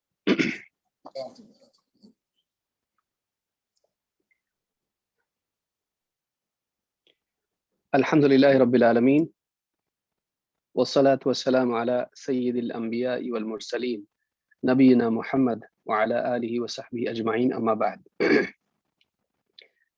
پچھلی مجلس میں ہم نے دیکھا کہ اللہ کے نبی صلی اللہ علیہ وسلم اور صحابہ کس طرح یہود و نصارہ کی مخالفت کرتے تھے، اور اس میں ہم نے دیکھا کہ ابن عباس رضی اللہ تعالیٰ عنہ دونوں باتوں کے راوی ہیں۔ ایک تو وہ واقعہ جو عاشورہ سے متعلق ہے، اور دوسرے انہوں نے خود فتویٰ بھی اسی بات کا دیا کہ 9 اور 10 کو روزہ رکھا جائے اور یہود کی مخالفت کی جائے۔ اس سے معلوم ہوتا ہے کہ مخالفت اس اعتبار سے بھی ہوتی ہے کہ اصل پر اضافہ کیا جائے۔ اللہ کے نبی صلی اللہ علیہ وسلم نے اس روزے کو نہیں چھوڑا جو موسیٰ علیہ السلام کی اقتداء میں یہود رکھتے تھے، بلکہ آپ نے اس اصل کو باقی رکھتے ہوئے ان کے افراد میں ان کی مخالفت کی۔ وہ اکیلے اس دن کا روزہ رکھتے تھے، اللہ کے نبی صلی اللہ علیہ وسلم نے اس ایک دن کی بجائے 2 دن روزہ رکھ کر ان کی مخالفت کی۔ تو اس سے بات معلوم ہوتی ہے کہ اللہ کے نبی صلی اللہ علیہ وسلم نے نہ صرف اپنے قول سے بلکہ اپنے عمل سے بھی یہود و نصارہ کی مخالفت کی۔ اس کی بہت ساری مثالیں دیکھی جا سکتی ہیں اور اس کا وقت ابھی نہیں ہے۔ اس کے علاوہ کفار و مشرکین جو یہود و نصارہ کے علاوہ ہیں، اگرچہ وہ بھی انہی میں شامل ہیں، لیکن ان کو الگ بیان کیا گیا ہے اس اعتبار سے کہ وہ حاملین کتاب نہیں ہیں۔ یہود و نصارہ حامل کتاب ہیں، اس اعتبار سے ان کا ایک الگ ان کو الگ رکھا گیا ہے، لیکن مشرکین کے اعتبار سے چونکہ ان کے پاس کتاب نہیں ہے اور وہ کھلا شرک کرتے ہیں، اس لیے ان کو الگ رکھا گیا ہے۔ قرآن کریم میں بھی دونوں کو الگ الگ بیان کیا گیا ہے، لیکن اس کا یہ مطلب نہیں ہے کہ ہم دونوں کو اس اعتبار سے الگ کریں کہ یہ مشرک ہے اور یہ مشرک نہیں ہے۔ یہ دونوں میں فرق نہیں، اس اعتبار سے نہیں ہے۔ کفار و مشرکین کی مشابہت سے اللہ کے نبی صلی اللہ علیہ وسلم نے اور خود اللہ تعالیٰ نے بھی منع کیا ہے۔ اللہ تعالیٰ قرآن کریم میں فرماتا ہے، یا ایھا الذین آمنوا لا تکونوا کالذین کفروا، اے ایمان والو ان لوگوں کی طرح نہ ہو جاؤ جنہوں نے کفر کیا۔ اس میں کسی ایک خاص چیز کی بات نہیں ہے، بلکہ عام طور سے مسلمانوں کو ان کی مشابہت سے بچنا چاہیے، ان کے عقائد سے، ان کی عبادت کے طور طریقوں سے یا ان کے عادات و اطوار سے مسلمانوں کو اپنے آپ کو بچانا چاہیے۔ یہ سورہ آل عمران کی آیت نمبر 156 ہے۔ اسی طرح سے اللہ کے نبی صلی اللہ علیہ وسلم فرماتے ہیں، خالف المشرکین وفر اللحا واحف الشوارب۔ امام البخاری اور مسلم نے اس کو روایت کیا ہے، صحیح بخاری میں کتاب لباس حدیث نمبر 5892، الفاظ بخاری کے ہیں۔ آپ نے فرمایا خالف المشرکین، مشرکین کی مخالفت کرو۔ کس اعتبار سے؟ وفر اللحا، داڑھی خوب بڑھاؤ، واحف الشوارب، اور مونچھیں ایک دم کم کر دو۔ اس حدیث سے بات معلوم ہوتی ہے کہ عادات میں بھی مشرکین کی مخالفت ہے۔ آج آپ دیکھیں بہت سارے مسلمان کفار و مشرکین کی مشابہت اختیار کرتے ہیں، فلم ایکٹرز کو دیکھ کر اور اسی طرح سے اسپورٹس مین کو دیکھ کر وہ بعض اوقات داڑھی رکھ بھی لیتے ہیں تو ان کی مشابہت والی رکھتے ہیں، کوئی فرینچ داڑھی رکھتا ہے تو کوئی نہ جانے کیا کیا رکھتا ہے۔ یہ طریقہ مسلمانوں کا نہیں ہے، بلکہ اللہ کے نبی صلی اللہ علیہ وسلم کا حکم وفر اللحا، وافر یعنی خوب خوب داڑھی رکھو۔ یہاں داڑھی رکھو کا حکم نہیں ہے، یہاں داڑھی بڑھانے کا اور یعنی چھوڑ دینے کا حکم ہے۔ اس کو بھی یاد رکھیں، بعض لوگ رکھ لیتے ہیں لیکن اتنی جتنی ان کا دل چاہتا ہے۔ تو حدیث میں یہ نہیں کہا گیا کہ داڑھی رکھو، یہاں کہا گیا کہ داڑھی بڑھاؤ۔ تو مشرکین کی مخالفت اس اعتبار سے بھی ہے۔ اس میں آپ غور کریں کہ مطلب یعنی داڑھی بڑھانا اور مونچھیں کتروانا ایک ایسی چیز ہے جو اللہ کی طرف سے داڑھی اور مونچھیں اللہ کی طرف سے انسان کو ملتی ہیں، ان میں بھی اس کی مخالفت کرنا ہے۔ یہ خضاب ہے، جیسے حدیث میں آیا ہے کہ ایک انسان، آپ نے فرمایا کہ یہود و نصارہ کی یا مشرکین کی مخالفت کرو، خضاب لگاؤ۔ تو آپ دیکھیں یہاں پر آپ علماء نے کہا کہ یعنی بال سفید ہونا یہ اللہ کی طرف سے ہوتا ہے، انسان کا اپنا اکتساب اس میں نہیں ہے۔ لیکن چونکہ دوسری قومیں خضاب نہیں کرتی ہیں تو اس میں مسلمانوں کو کہا گیا کہ تم خضاب کرو۔ جو چیز انسان کا اپنا کسب نہیں ہے اس میں جب ان کی مخالفت ہے تو جو ان کے اپنے اعمال ہیں، جو ان کے کسبی اعمال ہیں جن کو وہ خود نیت سے کر رہے ہیں، داڑھی سفید ہونا تو ان کا اپنا کسب نہیں ہے، لیکن دوسرے اعمال جو ان کا اپنا کسب ہے ان میں کتنی مخالفت ہونی چاہیے، یہ بھی بعض اہل علم نے اس بارے میں کہا ہے۔ تو کہا کہ خالف المشرکین وفر اللحا واحف الشوارب، مشرکین کی مخالفت کرو اور داڑھی بڑھاؤ اور مونچھیں کم کرو۔ آج الٹا معاملہ ہے، بہت سارے لوگ بہت سارے ایکٹرز کی مشابہت میں مونچھیں چھوڑ دیتے ہیں جن سے بالکل ہونٹ ان کی چھپ جاتے ہیں، بلکہ کھانے پینے میں بھی ان کے ساتھ شریک ہو جاتی ہے ان کی مونچھیں، اور داڑھی بالکل غائب ہوتی ہے۔ تو یہ جو فیشن ہے یہ مسلمان کے لیے ذلت کی چیز ہے کہ وہ کفر اور شرک میں پڑے ہوئے لوگوں کی مشابہت اختیار کریں اور اپنے نبی محمد عربی صلی اللہ علیہ وسلم کے حکم کی تعمیل نہ کرے، آپ کی مشابہت نہ کرے۔ اس سے بڑھ کے اور ذلت انسان کی کیا ہوگی کہ وہ کس کی صف میں جا کے کھڑا ہو گیا۔ تو اس حدیث سے بات معلوم ہوتی ہے کہ ان کی مشابہت نہیں کرنا چاہیے۔ اسی طرح سے ان کی عیدوں میں ان کی مشابہت نہیں کرنا چاہیے، جو آج ماحول میں دیکھا جاتا ہے۔ ام سلمہ رضی اللہ تعالیٰ عنہ سے روایت ہے، فرماتی ہیں کان رسول اللہ صلی اللہ علیہ وسلم یصوم یوم السبت، یصوم یوم السبت و یوم الاحد، اللہ کے رسول صلی اللہ علیہ وسلم سنیچر اور اتوار کا روزہ رکھتے تھے جوڑی سے، اکیلے سنیچر کا منع ہے، لیکن سنیچر اور اتوار کا روزہ رکھتے تھے اکثر ما کان یصوم من الایام، دوسرے دنوں کے مقابلے میں بہت زیادہ ان دو دنوں کا روزہ رکھتے تھے۔ وَيَقُولُ إِنَّهُمَا عِيدَانِ لِلْمُشْرِكِينَ وَأُحِبُّ أَنْ أُخَالِفَهُمْ، اور آپ اس کی تعلیل میں اس کی وجہ کیا بیان کرتے تھے؟ آپ کہتے تھے یہ دونوں دن مشرکین کی عید کے دن ہیں، تو مجھے یہ بات پسند ہے کہ میں ان کی مخالفت کروں۔ عید کے دن روزہ نہیں ہوتا ہے، لہٰذا یہ ان کی عید کے دن ہے تو میں پسند کرتا ہوں کہ ان کی عید کے دن میں روزہ رہوں۔ ہمارے ہاں آپ دیکھیے جو ایام التشریق ہوں یا عید الاضحیٰ اور عید الفطر ہیں، یہ پانچوں دن ان دنوں میں روزہ رکھنا جائز نہیں ہے، عید کے دن روزہ نہیں ہے، بلکہ اسی یعنی آپ دیکھیں آپ صلی اللہ علیہ وسلم فرما رہے ہیں کہ یہ ان کی عید کے دن ہے، لہٰذا ان دنوں میں میں ان کی مخالفت کرنا پسند کرتا ہوں، وہ روزہ نہیں ہے تو وہ روزہ یعنی ان دنوں میں میں روزہ رہتا ہوں۔ تو اس حدیث سے بات معلوم ہوئی کہ اللہ کے نبی صلی اللہ علیہ وسلم نے عیدوں کے اعتبار سے بھی مشرکین کی مخالفت کی تعلیم دی ہے۔ آج مسلمانوں میں آپ دیکھنے میں آتا ہے کہ جو دن وہ لوگ مناتے ہیں وہ لوگ ہم بھی مناتے ہیں، بہت سارے ان کی عیدوں میں شریک ہوتے ہیں، ان سے محبت کے اظہار کے طور پر اور ان سے اتحاد دکھانے کے لیے۔ دیکھیے مشرکین اور کفار کے ساتھ میں مسلمانوں کو احسان اور انصاف کا سلوک کرنا چاہیے، نہ مسلمان ان کے ساتھ بد اخلاقی کریں، نہ ان پر ظلم کریں، ان پر احسان کریں، ان کے دکھ درد میں ان کے کام آئیں، ان کی تکلیفوں میں ان کو سہارا دیں، بھوکے ہیں تو کھلائیں، پہننے کے لیے نہیں تو پہنائیں، اگر ان کے لیے کوئی پریشانی ہے، پڑوسی کوئی ہے کسی مسلمان کا، اس کی بیماری اور اس کی پریشانی میں اس کے کام آئیں، ٹھیک ہے، اس پر رحم کریں، لیکن ان کے کلچر کو اپنانا یہ اسلام میں نہیں ہے۔ ہمارا اپنا ایک جینے کا طریقہ ہے، جو محمد صلی اللہ علیہ وسلم نے بتایا کہ تم کو جنت میں جانا تو یہ کرنا پڑے گا. اللہ تعالیٰ نے خود بتلایا کہ اللہ کا محبوب بننا پڑے گا, محمد صلی اللہ علیہ وسلم کے راستے پہ چلنا پڑے گا. قل ان کنتم تحبون اللہ فاتبعونی یحببکم اللہ. اے نبی آپ کے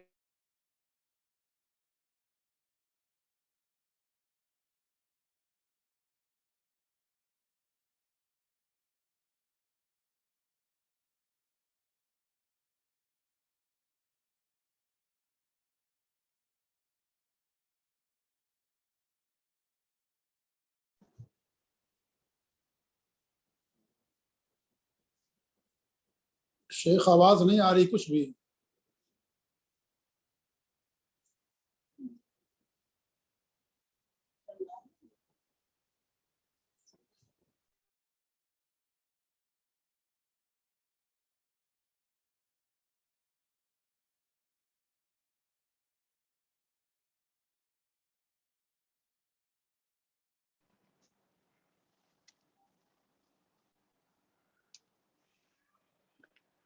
حالانکہ اس کو چاہیے تھا کہ وہ نبی صلی اللہ علیہ وسلم کی اتباع کرے, لیکن دوسری قوموں کا محبوب بننے کے لیے ایک مسلمان ان کی مشابہت اختیار کرتا ہے. اس تعلق سے آپ دیکھیں گے جو حدیث میں نے بیان کی تھی وہ امام احمد, طبرانی, حاکم اور بہقی نے روایت کی ہے, اور صحیح الجامع صغیر حدیث نمبر 4803 پر یہ ہے اور حدیث حسن ہے. اس تعلق سے ایک بہت سخت روایت ہے اور قول ہے صحابی رسول صلی اللہ علیہ وسلم کا. عبداللہ ابن عمرو رضی اللہ تعالیٰ عنہ کہتے ہیں من بنا ببلاد الاعاجم, جو اعاجم کے غیر مسلموں کے عجمی قوموں کے علاقوں میں, ان کے شہر میں, ان کے ملک میں رہے, وصنع نیروزہم ومہرجانہم, ان کے نیروز اور مہرجان, ان کی عیدوں کو خود بھی منائیں, وتشبہ بہم حتی یموت وہو کذالک, اور ان کی مشابہت اختیار کرے اور اسی حال میں اسے موت بھی آ جائے. حشر معہم یوم القیامہ, قیامت کے دن انہی کے ساتھ اس کا حشر ہوگا. میں پھر سے حدیث پڑھ رہا ہوں.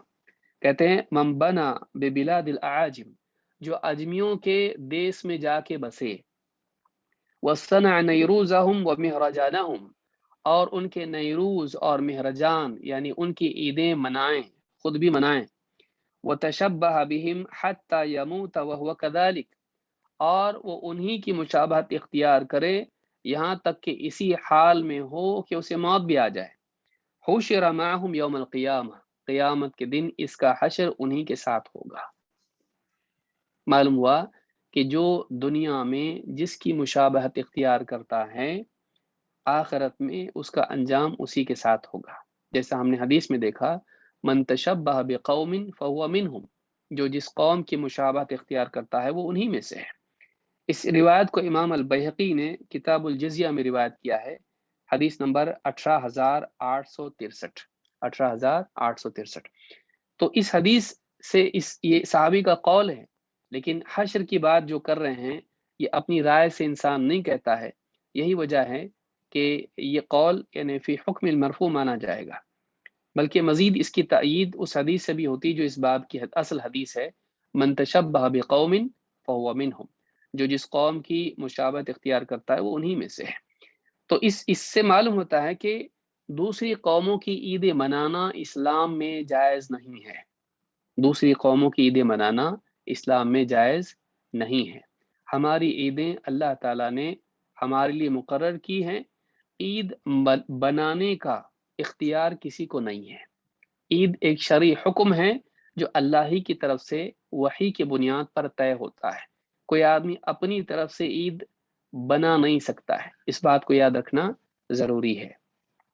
بدقسمتی سے آپ دیکھیں عاشورہ کی حدیث کے ضمن میں ایک بات رہ گئی کہ موسیٰ علیہ السلام کی اس حدیث کو دیکھ کر کے فرعون سے اس دن نجات ملی تھی, اس وجہ سے موسیٰ علیہ السلام نے عاشورہ کا روزہ رکھا, اور اسی وجہ سے خود نبی صلی اللہ علیہ وسلم نے بھی اللہ کے اذن سے اس دن روزہ رکھا, صحابہ کو بھی حکم دیا.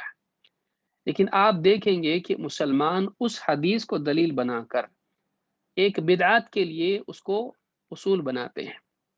اللہ کے نبی صلی اللہ علیہ وسلم کی پیدائش کے دن کو منانے کے لیے وہ اس حدیث سے استدلال کرتے ہیں جس سے نہ نبی صلی اللہ علیہ وسلم نے کیا نہ صحابہ نے.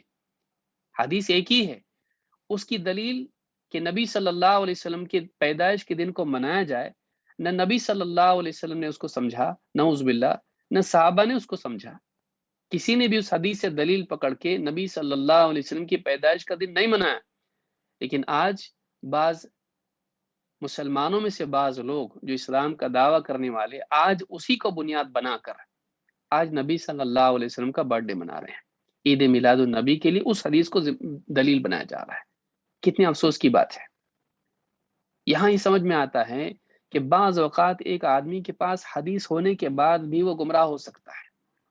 حدیث ہے اس کے پاس، لیکن اس حدیث سے اس نے جو مطلب لیا ہے وہ مطلب سلف میں سے نہیں لیا کسی نے۔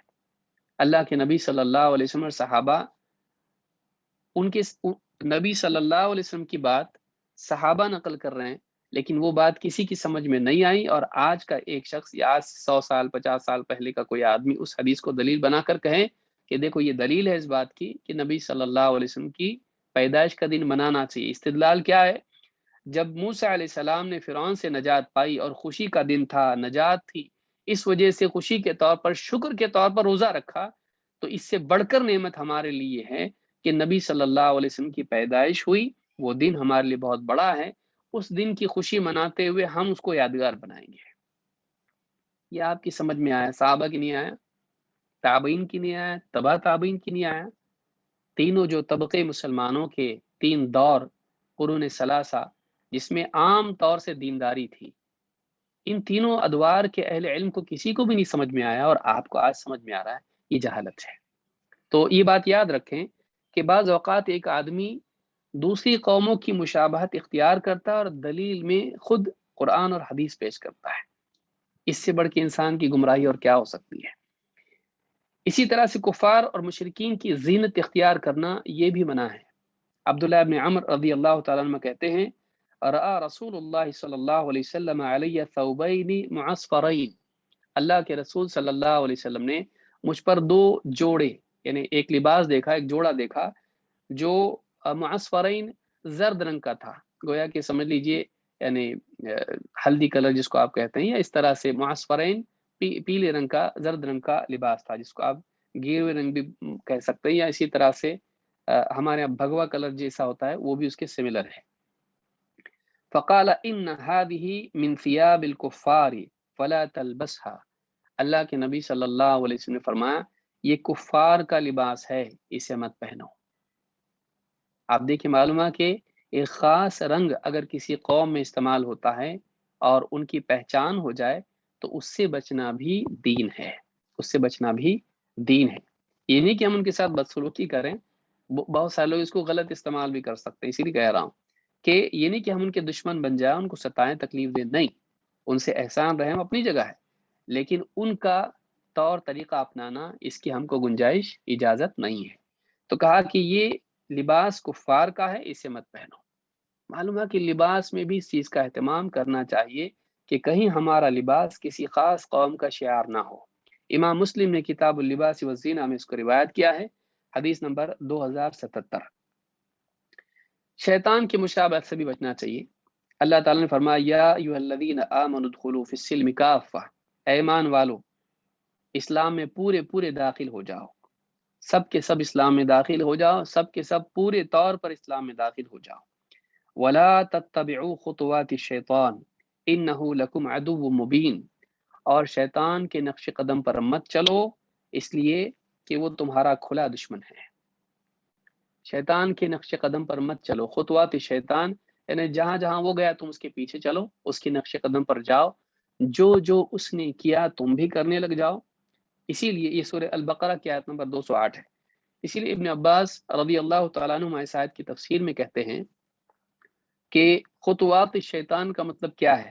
کہتے ہیں عملہ، خطوات الشیطان سے مراد کیا ہے؟ کہتے ہیں عملہ، یعنی شیطان کے نقش قدم پر مت چلو کا مطلب جو عمل شیطان کرتا ہے تم مت کرو، شیطان کے اعمال میں اس کی مشابہت مت کرو، اس کی مخالفت کرو۔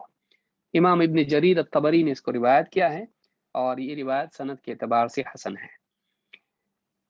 اللہ کے نبی صلی اللہ، اس کی بہت ساری مثالیں ہیں، ایک مثال میں دینا مناسب سمجھتا ہوں۔ اللہ کے نبی صلی اللہ علیہ وسلم فرماتے ہیں اذا اکل احدکم فلیأکل بیمینہ، اسی لیے میں نے شروع میں کہا تھا کہ جو قوم کا لفظ ہے، آپ کہیں گے شیطان کوئی قوم تو نہیں ہوا، تو اس کی مخالفت کیوں؟ قوم یعنی کسی ایک طبقے کے لیے بھی آ سکتا ہے، دو آدمی بھی اس طرح سے ان کے لیے بھی استعمال ہو سکتا ہے، بلکہ اور بھی باتیں علماء نے اس میں کہی ہیں، تو ایک آدمی کے لیے بھی آ سکتا ہے۔ تو کسی خاص فرد، کسی خاص قوم، کسی طبقے، چاہے وہ کسی بھی قوم کا حصہ، ان کو بھی قوم کہا جا سکتا ہے۔ قوم منکرون، آپ دیکھیے یعنی ابراہیم علیہ السلام نے فرشتے جب آئے تو کیا کہا ان کو؟ قوم کہا ان کو، قوم منکرون، اجنبی لوگ ہیں، تو وہ کسی خاص قوم کے نہیں تھے، لیکن لوگوں کو قوم کہا جا سکتا ہے۔ تو شیطان جو ہے اس کی بھی مشابہت جائز نہیں ہے۔ اذا اکل احدکم فلیأکل بیمینہ، جب تم میں سے کوئی شخص کھائیں تو وہ دائیں ہاتھ سے کھائے۔ وَإِذَا شَرِبَ فَلْيَشْرَبْ بِيَمِينِهِ، اور اگر وہ پانی پیے یا کچھ بھی پیے، شربت وغیرہ، تو وہ دائیں ہاتھ سے ہی پیے، سیدھے ہاتھ سے۔ فَإِنَّ الشَّيْطَانَ يَأْكُلُ بِشِمَالِهِ وَيَشْرَبُ بِشِمَالِهِ، اس لیے کہ شیطان کھاتا ہے تو بائیں ہاتھ سے، پیتا ہے تو بائیں ہاتھ سے۔ امام مسلم نے اس کو روایت کیا ہے کتاب الاشربہ میں، حدیث نمبر 2020 پر۔ تو اس حدیث سے ایک تو بات یہ معلوم ہوئی کہ دائیں ہاتھ سے کھانا چاہیے، دائیں ہاتھ سے پینا چاہیے۔ آج آپ بہت سے لوگوں کو دیکھیں گے ایک ہاتھ میں برگر ہے اور ایک ہاتھ میں کیا ہے؟ کوکا کولا، یہاں سے برگر کھا رہا ہے، یہاں سے کوکا کولا پی رہا ہے۔ جائز نہیں ہے، کیوں؟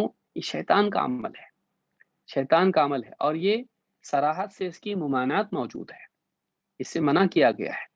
تو آپ صلی اللہ علیہ وسلم نے کہا کہ جب تم میں سے کوئی کھائے تو دائیں ہاتھ سے کھائے، پیے تو دائیں ہاتھ سے پیے۔ کیوں؟ آپ نے علت بتاتے ہوئے کہا کہ شیطان بائیں ہاتھ سے کھاتا پیتا ہے، معلوم ہوا کہ شیطان کی مخالفت کے طور پر ہم کو ایسا کرنا ہے۔ تو معلوم ہوا کہ شیطان کی مشابہت اختیار کرنا جائز نہیں ہے، بلکہ ہم مأمور ہیں اس بات پر کہ ہم اس کی مخالفت کریں۔ اسی طرح سے فاسقین کی مشابہت اختیار نہیں کرنا چاہیے۔ کچھ چیزیں جو سماج کے اندر بدکار لوگ کرتے ہیں ویسے ہم نہ بنیں، ان کی نمایاں علامت ہو، ہم ایسا نہ کریں۔ فساق و فجار جیسے لباس پہنتے ہیں، جیسے بہت سارے لوگ سروں میں آپ دیکھیے کہ گلیری کی طرح بہت سارے لوگ اس طرح سے کرتے ہیں، مسلمان بھی ویسا کرنے لگ جائے۔ ہیئر سٹائل بہت سارے لوگ اس طرح کے کرتے ہیں جو بعض فاسق قسم کے لوگ کرتے ہیں، جیسے پنک وغیرہ ہوتا ہے، اس طرح کی چیزیں کرتے ہیں، اللہ حفاظت فرمائے۔ تو اس طرح کی کچھ خاص چیزیں ہوتی ہیں جو کسی خاص طبقے میں پائی جاتی ہیں، جو بد اخلاق اور برے لوگ ہوتے ہیں، گناہوں کے لیے معروف ہوتے ہیں، تو ایسے لوگوں کی مشابہت اختیار نہیں کرنا چاہیے۔ اللہ تعالیٰ قرآن کریم میں فرماتا ہے ثم جعلناک علی شریعۃ من الامر فاتبعها، اے نبی پھر ہم نے آپ کو ایک واضح ترین شریعت پر، دین پر قائم کیا ہے۔ شریعۃ من الامر، ایک ایسے دین کے واضح راستے پر ہم نے آپ کو قائم کیا ہے، فاتبعها، آپ اسی راستے پر چلتے رہیے۔ شرع کے معنی ہوتا ہے ہائی وے، سیدھا راستہ، سے مراد دین ہے، دین کے ایک بالکل واضح راستے پر ہم نے آپ کو قائم و دائم کیا ہے، آپ اسی پر چلتے رہیے۔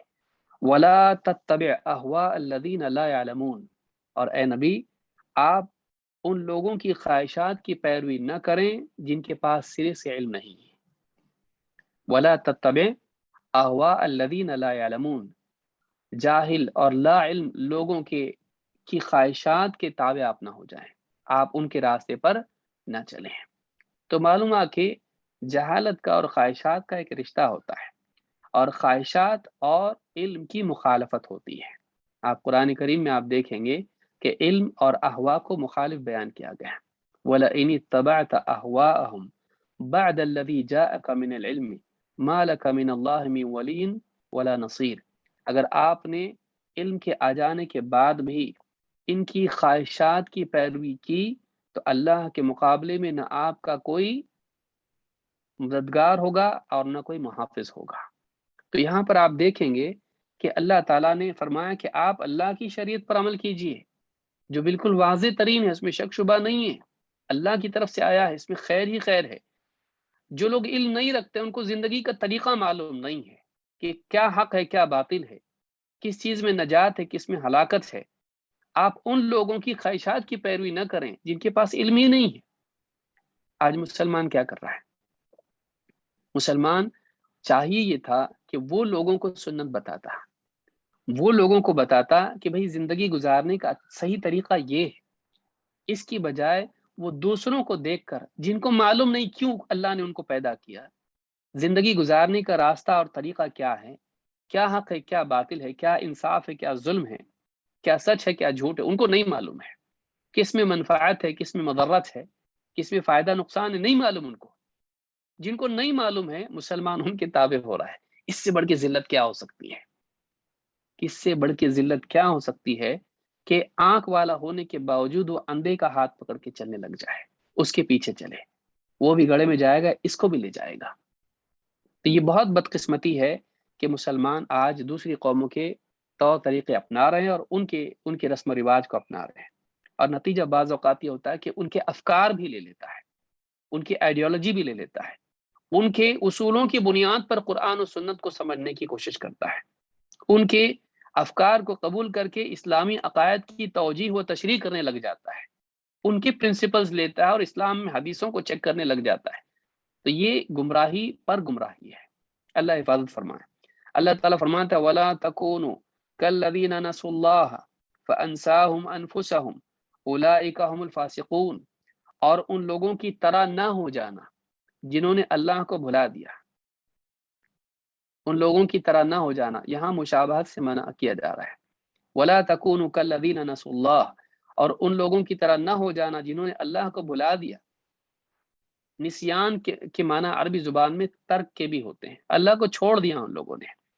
فَأَنسَاهُمْ أَنفُسَهُمْ، تو اللہ تعالیٰ نے انہیں خود ان کے اپنی جان، ان کے اپنی ذات کے سلسلے میں بھول میں ڈال دیا۔ أُولَئِكَ هُمُ الْفَاسِقُونَ، یہ لوگ فاسق ہیں۔ معلوم ہوا کہ اللہ کو بھولنا انسان کو فاسق بنا دیتا ہے، اللہ کے حکموں کو چھوڑ دینا، اللہ کی رضا کے بارے میں لاپرواہ ہو جانا انسان کو فاسق بنا دیتا ہے۔ تو اللہ تعالیٰ نے فرمایا ان کی طرح مت ہو جانا جو فاسق ہیں۔ تو فساق و فجار کے جو اللہ کو بھول کے، آخرت کو بھول کے زندگی گزارتے ہیں، دنیا میں موج مستی کرتے ہیں، مسلمان کو ان کی طرح نہیں ہونا چاہیے۔ مسلمان کو کن کی طرح ہونا چاہیے؟ جو اللہ والے ہیں، اللہ کے راستے پر چلتے ہیں، اللہ کے قرب کے اسباب کو اختیار کرتے ہیں، مسلمان کو ان کے راستے پر چلنا چاہیے۔ وَاتَّبِعْ سَبِيلَ مَنْ أَنَابَ إِلَيَّ، اس کے راستے کی پیروی کر جو میری طرف رجوع کیا، میری طرف پلٹا، میری طرف متوجہ ہوا، اس کے راستے کی نہیں۔ جو اللہ کے راستے سے دور ہو جائے، اللہ کو چھوڑ دے، اللہ کو بھول جائے، اس کے راستے کی نہیں۔ یہ سورۃ الحشر کی آیت نمبر 19 ہے۔ ابو ذر رضی اللہ عنہ کہتے ہیں کہ مر بی النبی صلی اللہ علیہ وسلم وانا مضطجع علی بطنی، اللہ کے رسول صلی اللہ علیہ وسلم کا گزر مجھ پر ہوا اور میں یعنی اوندھے منہ سویا ہوا تھا، پیٹ کے بل سویا ہوا تھا۔ اوندھا سو جانا، بہت سارے لوگ آج سوتے ہیں، نیند نہیں آتی تو کیا کریں، اوندھا سو جاؤ۔ کہا کہ میں وانا مضطجع علی بطنی، میں اپنے پیٹ کے بل سویا ہوا تھا۔ فرکضنی برجلیہ، آپ نے اپنی پاؤں کی ٹھوکر سے مجھ کو جگایا۔ وقال یا جنیدب انما هذه ضجعۃ اہل النار، کہا کہ اے جنیدب، یہ جو ہے انما هذه ضجعۃ اہل النار، یہ جہنمیوں کے سونے کا طریقہ ہے۔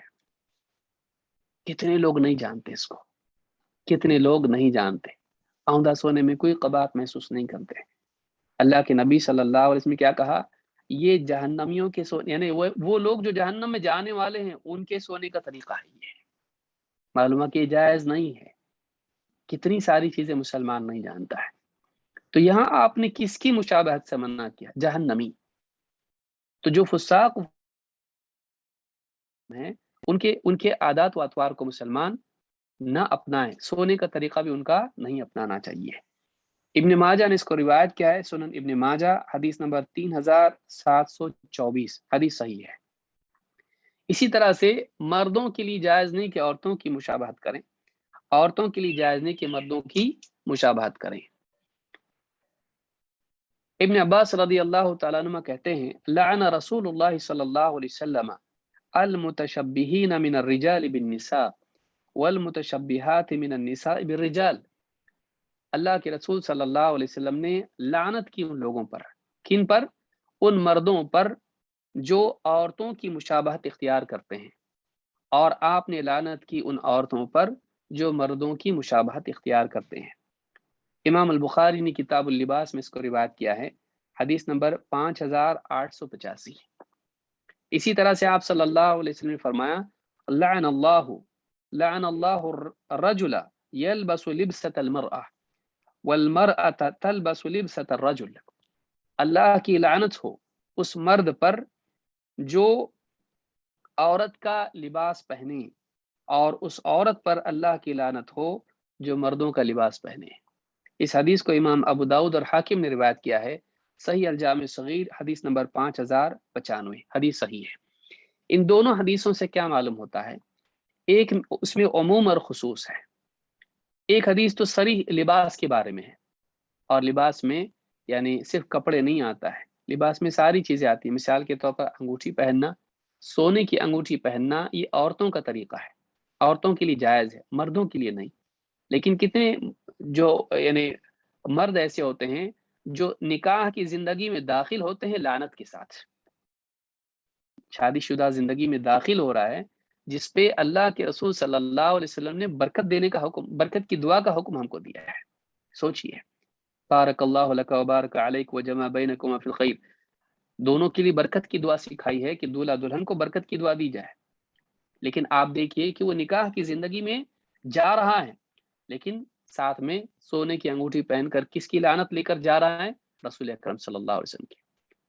لعن اللہ کے معنی علماء نے دونوں بیان کیے ہیں، کہ اللہ کی لعنت ہو یہ رسول کی بد دعا ہے، یہ بھی مراد ہو سکتا ہے، یا یہ خبر بھی ہو سکتی ہے کہ اللہ نے لعنت کی ہے اس انسان پر جو عورتوں کی مشابہت اختیار کرے، ان کا لباس پہنے۔ تو یہاں آپ سوچئے، بہت ساری عورتیں بالکل مردوں کی طرح تنگ لباس پہن کر، آج ماحول پڑھی لکھی بچی ہے نا بھئی، آج ماڈرن ماحول ہے، تو بالکل ٹی شرٹ پہنے گی، ایک دم ٹائٹ جینز پہنے گی، اور بائک پر سارے گاؤں میں گھومے گی۔ یہ مردوں کی مشابہت ہے۔ بے پردگی تو اپنی جگہ برائی ہے، بے پردگی میں اور گندگی یہ کہ تنگ لباس عورت پہنے، اس سے زیادہ عریانیت اور کیا ہو سکتی ہے؟ اور مزید یہ کہ پھر ادھورا بھی لباس ہونے لگے، کہ ایسا لباس جس میں یعنی مرد تو ٹخنوں سے نیچے جا رہا اور عورتیں جو ہیں ٹخنوں سے اوپر جا رہی ہیں، الٹا معاملہ ہے۔ مرد کس کی مشابہت اختیار کر رہا ہے؟ عورتوں کی، کہ اس کو چاہیے کہ وہ ٹخنے سے نیچے نہیں رکھتا، عورتوں کے لیے ہے کہ وہ ٹخنوں سے نیچے چھوڑ دیں اور چھپائیں اپنے جسم کو، لیکن مرد جو ہے ٹخنوں سے نیچے پہن رہا ہے، عورتیں ٹخنوں سے اوپر جا رہی ہیں۔ کہاں جا رہے ہیں ہم لوگ؟ یہ ماڈرن ایجوکیشن اور دنیا میں دوسری قوموں کے ساتھ رہن سہن اور میڈیا کے اثرات سے ہے۔ ہم دنیا میں بہت ماڈرن بنے، ٹیکنالوجی میں، علم کی سطح پر، ٹیکنالوجی کی سطح پر، رہن سہن اور تہذیب اور طور طریقوں میں نہیں۔ اس میں ہم کو 1400 سال پیچھے جانا ہے۔ ٹیکنالوجی میں ہم کو 1400 سال آگے جائیے بھائی، اور آپ دوسری قوموں سے 10 سال آگے جائیے، آپ 100 سال آگے جائیے، لیکن رہن سہن کے اعتبار سے، آداب و اخلاق کے اعتبار سے 1400 سال پیچھے آپ کو جانا چاہیے۔ یہ آپ کی ترقی ہے، لیکن کاش کہ مسلمان سمجھے اس کو۔ عورتوں کو نہ مونچھے نہ داڑھی ہے، مردوں کے لیے ہے کہ وہ مونچھے اور داڑھی، مونچھے کم کرے اور داڑھی، مونچھے پورے مونڈے نہیں، مونچھے کم کریں اور داڑھی بڑھائیں۔ اب مرد بھی عورتوں کی طرح بالکل داڑھی غائب، مرد عورتوں کی مشابہت اختیار کر رہا ہے۔ بالوں کے اعتبار سے دیکھیے، عورتیں مردوں کی طرح ہو رہی، پورا سر مڑا کے بیٹھی ہوئی، نیا فیشن ہے بھائی۔ تو یہ ساری چیزیں جو ہیں، اور مرد جو ہے عورتوں کی طرح یہاں تک بال رکھ رہا ہے کمر تک۔ تو سوچنے کی چیز ہے کہ آج کہاں مسلمان جا رہا ہے۔ بہت سارے مسلمان اس بات کو جانتے بھی ہیں، لیکن خواہشات کی بنیاد پر دوسری قوموں کی، یا مرد عورت کی اور عورت مرد کی مہندی لگانا، نکاح کے وقت میں دولہے کو مہندی لگانا، مہندی عورتوں کے لیے ہے، مہندی عورتوں کے لیے ہے، لیکن بیٹھا ہوا ہے، ہاتھ لے کے بیٹھا ہوا ہے، یہاں سے فلانی، یہاں سے فلانی، اس کی کزن سب اس کو مہندی لگا رہے ہیں۔ شرم نہیں آتی ہے، غیرت مر گئی ہے، ان کی بھی مر گئی، ان کی بھی مر گئی ہے۔ تو یہ سب چیزیں غلط ہے۔ مہندی لگانا مردوں کے لیے نہیں، خضاب لگا سکتا ہے، ہاتھوں میں مہندی لگانا دلہن ہے یہ یا دولہا ہے، کون ہے؟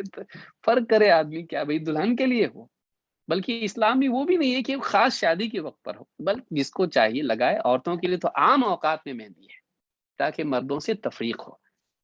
एक रिवायत में कि एक औरत ने कोई चीज मैंने घर से दी तो आपने कहा कि इसको मेहंदी लगाना चाहिए। तो औरतों के लिए अपने हाथों में फर्क करने के लिए वो हाथ औरत का है, इसके लिए मेहंदी है, मर्दों के लिए नहीं है। लेकिन दूल्हा शादी है या ईद है, मर्द भी मेहंदी लगा रहे हैं। तो अजीब मामला है, इल्म ना होने की वजह से ये है। तो मर्दों को औरतों की और औरतों को मर्दों की मुशाबहत इख्तियार नहीं करना चाहिए। कान में पहन रहे हैं मर्द, कान में बालियां डाल रहे हैं, वो औरतों के लिए है। अब नाक में भी डालने का वक्त आ गया है, चूड़ियां भी पहनेंगे, क्या करेंगे? यानी आदमी औरतों की तरह न बने, मर्द औरतें आदमियों की तरह न बने। इसी तरह से जानवरों की मुशाबहत भी जायज नहीं है। अब्दुर्रहमान इब्न शिबल कहते हैं, नहा रसूलुल्लाह सल्लल्लाहु अलैहि वसल्लम अन नक़रतिल ग़ुराबी व इफ्तिराशिस सब'i व अन युवत्तिन अर्रजुलु अल मकान फिल मस्जिद कमा युवत्तिनुल बईर। फरमाते हैं कि अल्लाह के रसूल सल्लल्लाहु अलैहि वसल्लम ने मना किया किस चीज से? अन नक़रतिल ग़ुराब, कौवे की ठोंग से, व इफ्तिराशिस सब'i, और यानी जंगली जानवर जिसको आप कहें, उनके बैठने के अंदाज से, यानी जो ये हाथ होते हैं इनको टिकाना, कोहनियां टिका देना, दरिंदों के बैठने के अंदाज से। व अन युवत्तिन अर्रजुल और अन युवत्तिन अर्रजुल मकान फिल मस्जिद कमा युवत्तिनुल बईर, और जैसे एक ऊंट अपने लिए खास जगह पकड़ के बैठता है, वहीं आकर बैठता है, इसी तरह मस्जिद में भी कोई एक ही जगह आदमी अपने लिए मुकर्रर करे। नक़रतिल ग़ुराब से मुराद क्या है? उलमा ने कहा इससे मुराद ये है कि एक इंसान जैसे कौवा जमीन से कुछ खाते वक्त में ठोंग लगाता है, जरा भी नीचे रुकता नहीं है, बल्कि बस ठोंग लगाई और सर इस तरह से उठा लिया। इसी तरह से आदमी नमाज में सजदा करे कि सजदे में उसे जरा भी करार ना हो, बल्कि फौरी तौर पर सजदे से ऊपर उठ जाए, सजदे में जाए और फौरन उठ जाए। तो ये नक़रतिल ग़ुराब है। और इफ्तिराशुस सबअ क्या है? कि सजदे में दोनों कोहनियां भी जमीन पर टिका दे। जैसे कुत्ता या दरिंदे जो हैं बैठते हैं तो अपनी पूरे जो है पंजे और कोहनियां दोनों जमीन पर टेक देते हैं। तो सजदे में ये मना है, सजदे में ऐसा मना है। बदकिस्मती से बहुत सारी औरतें ऐसा नमाज में करती हैं, वो ये समझती है कि ये अपने आप को छुपाना और पर्दे के हुक्म में है। तो इस तरह से औरतों के लिए भी करना जायज नहीं है। अल्लाह के नबी सल्लल्लाहु अलैहि वसल्लम ने उमूमी तौर पर जिस चीज़ से मना किया है उसमें से औरतों को खारिज करना, इसके लिए एक दलील होना ज़रूरी है। महज पर्दे के एहसास से उसको नहीं छोड़ा जा सकता है। पर्दे के एहसास से हम एक मुनकर का इर्तिकाब नहीं कर सकते हैं, जबकि वो अपने घर में है बेचारी खामोश, अंदर के कमरे में ना कोई देखने वाला है ना कुछ है, तो वहाँ काहे का पर्दा? और बाजार में औरत जा रही है और वहाँ पर्दा नहीं है। तो सोचने की चीज है कि नबी सल्लल्लाहु अलैहि वसल्लम ने जिस चीज से मना किया है उससे बचना चाहिए। अपनी अक्ल चला के आदमी ममनू को अपने लिए जायज न कर ले। और ये कि आदमी ऊंट की तरह मस्जिद में खास जगह मुकर्रर करे। उलमा ने कहा इससे मुराद ये है कि एक इंसान यानी शोहरत के तौर पर मस्जिद में खास जगह अपने तौर लिए मुकर्रर करे, वो हमेशा वहीं बैठ के या खड़े होकर नमाज पढ़े और वो मारूफ हो कि फलाने की जगह वहाँ है। तो ये ऊंट की मुशाबहत है कि ऊंट ऐसा ही करता है कि उसकी अपनी जगह होती वहीं आके वो बैठता है। तो इस हदीस को इमाम अहमद, अबू दाऊद, नसई, इब्न माजा और हाकिम ने रिवायत किया है और सही जामे सगीर हदीस नंबर 6982 पर शेख अल अलबानी ने इसको हसन कहा है। तो ये सारी चीज़ें हैं कि मुसलमानों को इन चीज़ों में मुशाबहत से बचना चाहिए। कुफ़ार और मुशरिकीन है, यहूद और नसारा हैं, शयातीन हैं, फुस्साक व फुज्जार हैं, इसी तरह से मर्द और औरत की मुशाबहत या इसी तरह से जानवरों की मुशाबहत। इसमें जाहिलियत भी है, जो जाहिलियत के अफकार और रस्म रिवाज हैं उनसे भी मुसलमानों को बचना चाहिए। इस्लाम से हट के जो भी चीज़ है वो जाहिलियत है। जो तौर तरीके रस्म रिवाज इस्लाम से हट के हैं वो जाहिलियत है, इसमें वो सब आ जाता है। तो मुसलमानों को चाहिए कि वो नबी सल्लल्लाहु अलैहि वसल्लम की सुन्नत का एहतमाम करें और सहाबा ने जिन चीज़ों को अपनाया उनको अपनाएं, न ये कि कुफार और मुशरिकीन के तौर तरीके, उनकी तहजीब, उनका कल्चर उसको अपनाएं। इसी में मुसलमान की इज्जत है। दुनिया में लोगों में इज्जत मिलना इज्जत नहीं है। اللہ کے ہاں آخرت میں عزت ملنا عزت ہے. جو انسان اللہ کے ہاں عزت پائے وہ عزت والا ہے. ساری دنیا اگر کسی کی عزت کرتی لیکن اللہ کے ہاں وہ ذلیل ہو تو واقعی وہ ذلیل ہے، کیونکہ اصل عزت دینے والا اور ذلیل کرنے والا اللہ ہے. دعائے قنوت میں ہم پڑھتے ہیں، اس کو یاد رکھنا چاہیے. اور عزت ملتی ہے اللہ کے رسول صلی اللہ علیہ وسلم کی سنت سے، اور ذلت ملتی ہے یہود و نصارہ کے طریقے پر چلنے میں. اللہ نے ذلیل کیا، وضربت علیہم الذلۃ والمسکنہ، کس کے لیے؟ یہود و نصارہ کے لیے اللہ نے ذکر کیا، یہود کے لیے ذکر کیا، ان پہ ذلت اور مسکنت اللہ تعالیٰ نے ڈال دی. اب ذلیل قوم کے پیچھے ہم چلنے لگ جائیں تو یہ مسلمان کے لیے اس سے زیادہ ذلت اور کیا ہو سکتی ہے. بہرحال یعنی خلاصہ کلام یہ کہ حدیث من تشبہ بقوم فہو منہم یہ اس دور کے لیے بہت ہی ضروری چیز ہے جس کو ہم جانیں. یہ حدیث بہت اہم ہے، اسی لیے تفصیل سے ہم نے اس پہ گفتگو کی تاکہ مسلمان ان چیزوں سے بچیں جو دوسری قوموں کے طور طریقے ہیں. آئیے اب ہم آگے حدیث نمبر 5 کا مطالعہ کرتے ہیں، چونکہ وقت ہمارے پاس ہے اور یہ حدیث اس سے زیادہ بڑی ہے تو اس میں زیادہ وقت لگے گا، اس لیے آج ہی ہم اس کو شروع کرتے ہیں. باب الزہد والورع میں حدیث نمبر 5 ایک بہت ہی اہم مسئلے سے متعلق ہے اور اس میں بہت ساری باتیں ہیں، یہ جوامع الکلم میں سے ہے.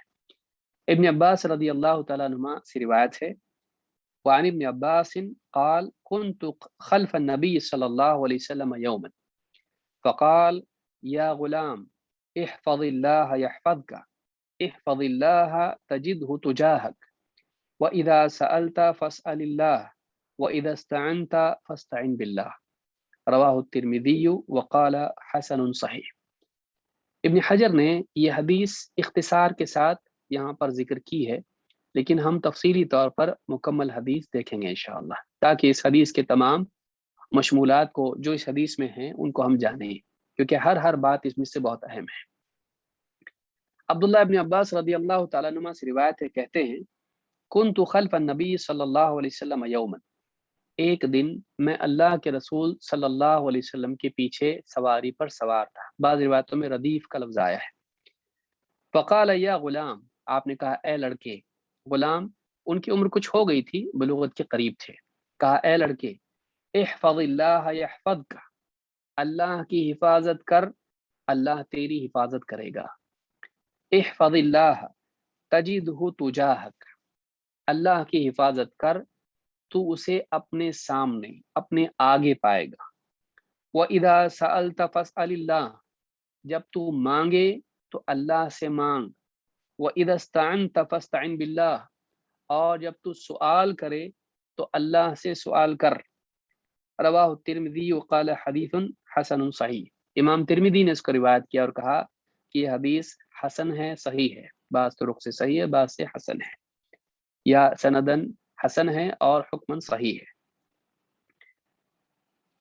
یہاں ابن حجر نے اس کو اختصار سے ذکر کیا ہے.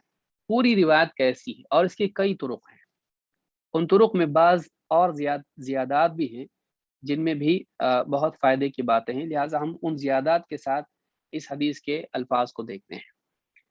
ابن عباس رضی اللہ تعالیٰ عنہ کہتے ہیں کنت خلف رسول اللہ صلی اللہ علیہ وسلم یوم، ایک دن میں اللہ کے رسول صلی اللہ علیہ وسلم کے پیچھے سواری پر سوار تھا.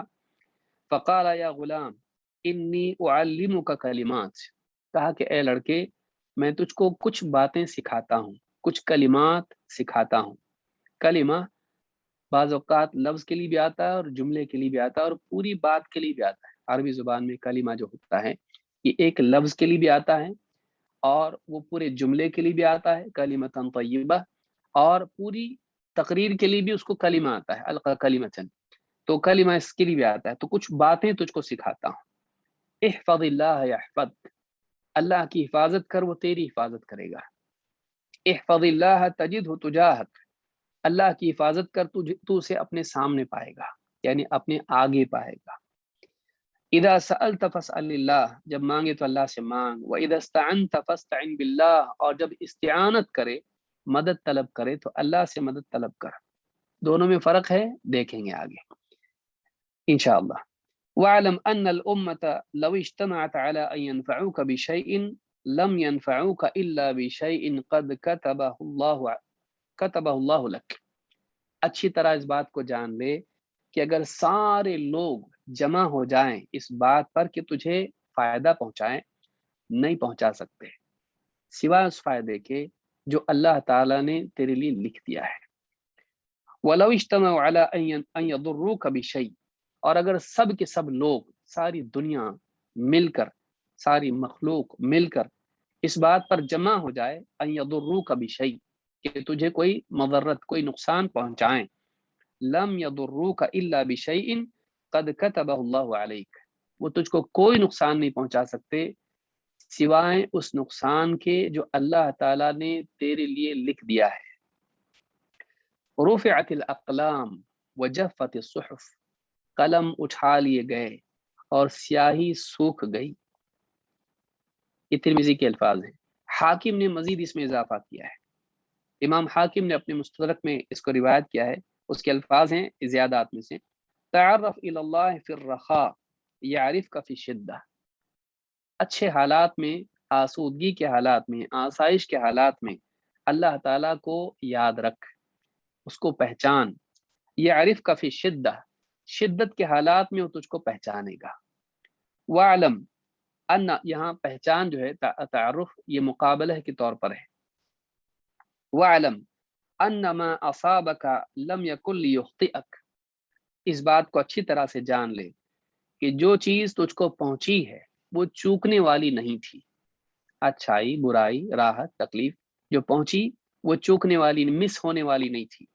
وما اخطاک لم یکن لیصیبک، اور جو چیز تجھ سے چوک گئی، نہیں ملی یا مصیبت نہیں پہنچی، بچ گیا، وما اخطاک لم یکن لیصیبک، وہ تجھ کو مصیبت پہنچنے والی نہیں تھی، وہ چیز ملنے والی نہیں تھی، جو ملا وہ چوکنے والا نہیں تھا، جو چوک گیا وہ ملنے والا نہیں تھا۔ امام احمد نے جو روایت کی ہے اور ابن ابی عاصم نے بھی اس کو روایت کیا، اس کے الفاظ کیا ہے، یہ الگ سے اور ایک روایت میں زیادتی ہے، کیا ہے؟ وَعْلَمْ أَنَّ النَّصْرَ مَعَ الصَّبْرِ، اچھی طرح جان لے کہ مدد صبر کے ساتھ ہے، نصرت اللہ کی مدد صبر کے ساتھ ہے۔ وَأَنَّ الْفَرَجَ مَعَ الْكَرْبِ، اور کشادگی تکلیف کے ساتھ ہے، رنج و الم اور کرب کے ساتھ ہے، دکھ کے ساتھ ہے۔ اس کو فرج را کے فتحہ کے ساتھ پڑھنا چاہیے، جزم کے ساتھ نہیں۔ وَأَنَّ مَعَ الْعُسْرِ يُسْرًا، اور اس بات کو بھی یاد رکھ کہ وَأَنَّ مَعَ الْعُسْرِ يُسْرًا، کہ تنگی کے ساتھ آسانی ہے، مشکل کے ساتھ آسانی ہے۔ یہ سارے طرق ہیں جس میں یہ ساری باتیں بیان ہوئی، اور بہت اہم باتیں ہیں جو انسانی زندگی کے اعتبار سے اور باب الزہد والورع کے اس باب میں ایک بہت اہم نصیحت ہے، اور اس کے کئی یعنی اجزاء ہیں جن میں خلاصہ یہ ہے کہ بندہ اللہ سے جڑا رہے اور اللہ پر اعتماد رکھے، اللہ ہی کی طرف رجوع کرے اور اللہ کے فیصلوں پر راضی رہے۔ پوری بات کا خلاصہ یہ ہے، لیکن ایک ایک ٹکڑا اس کا ہم حدیث کا دیکھتے ہیں جس سے بہت ساری باتیں ہمیں معلوم ہوں گی۔ سب سے پہلی بات تو یہ کہ اللہ کے نبی صلی اللہ علیہ وسلم نے ابن عباس کو، جو کہ بہت ہی کم عمر بچے یا نوجوان تھے، قریب اسی عمر کے تھے، ان کو یہ نصیحت کی اکیلے میں، اپنے ساتھ سواری پر جب تھے تب نصیحت کی۔ شیخ صالح الفوزان نے اور دیگر علماء نے اس بات پر بھی گفتگو کی ہے، کہا کہ ایک بڑا آدمی بھی بچوں کو سکھائے۔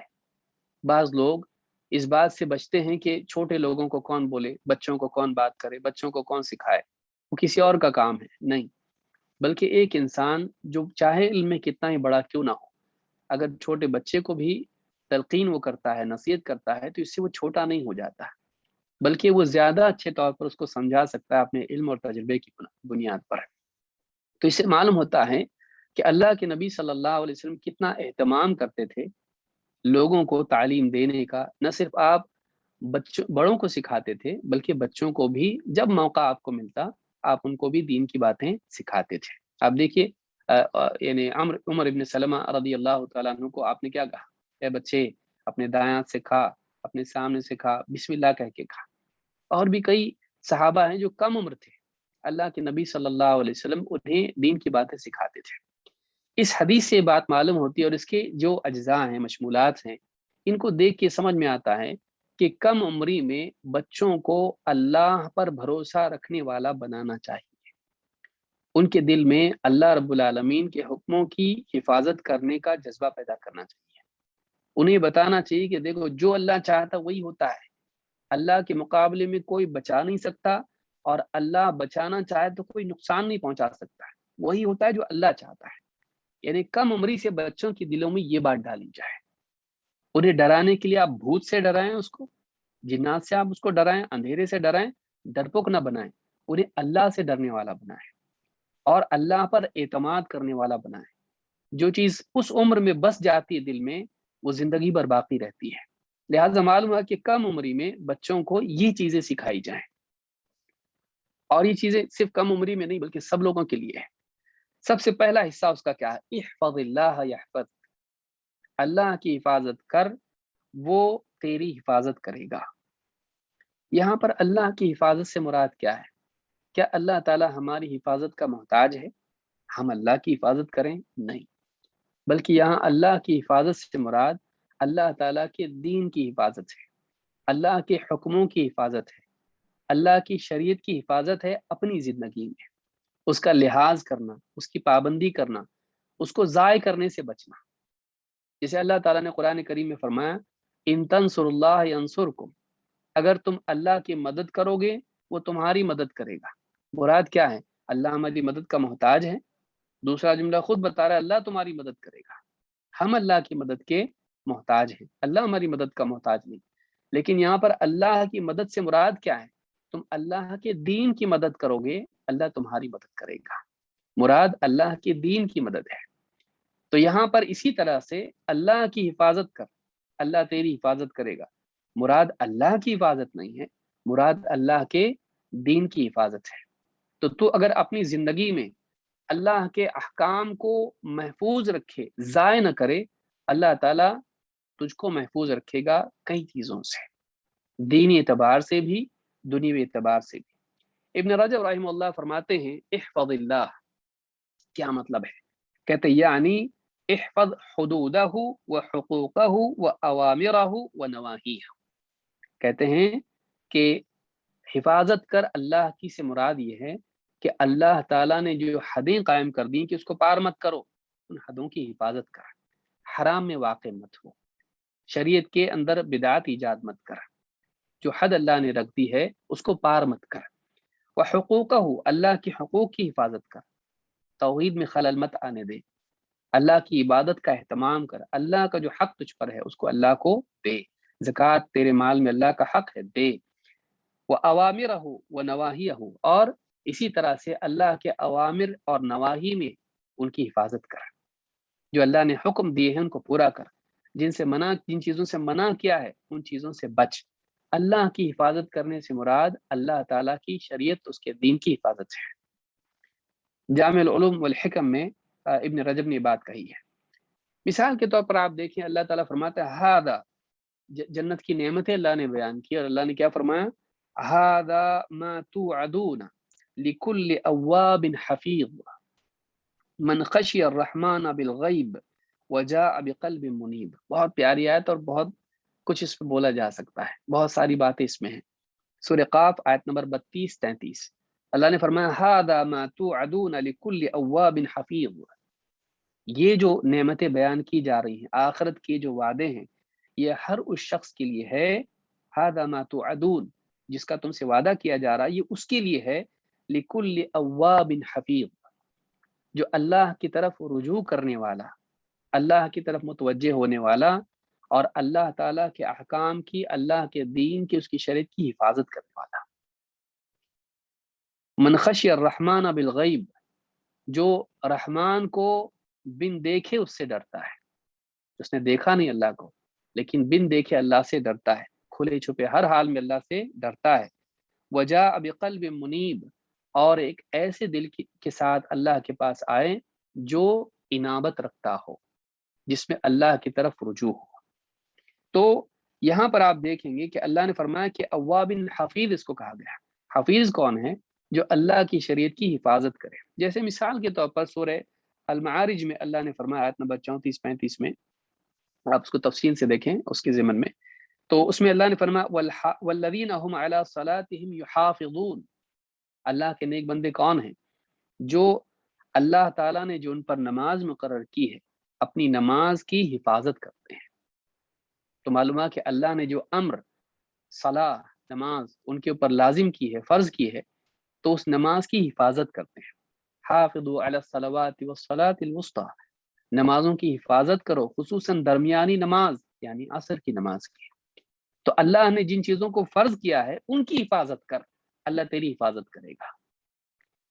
اسی طرح سے سورہ التوبہ آیت نمبر 112 میں اللہ نے فرمایا والحافظون لحدود اللہ وبشر المؤمنین، بہت ساری صفات ان کی بیان کی اور کہا والحافظون لحدود اللہ، اللہ کی حدوں کی حفاظت کرنے والے۔ تو اے نبی ایمان والوں کو خوشخبری سنائیے، اللہ کی حدوں کی حفاظت کیا ہے؟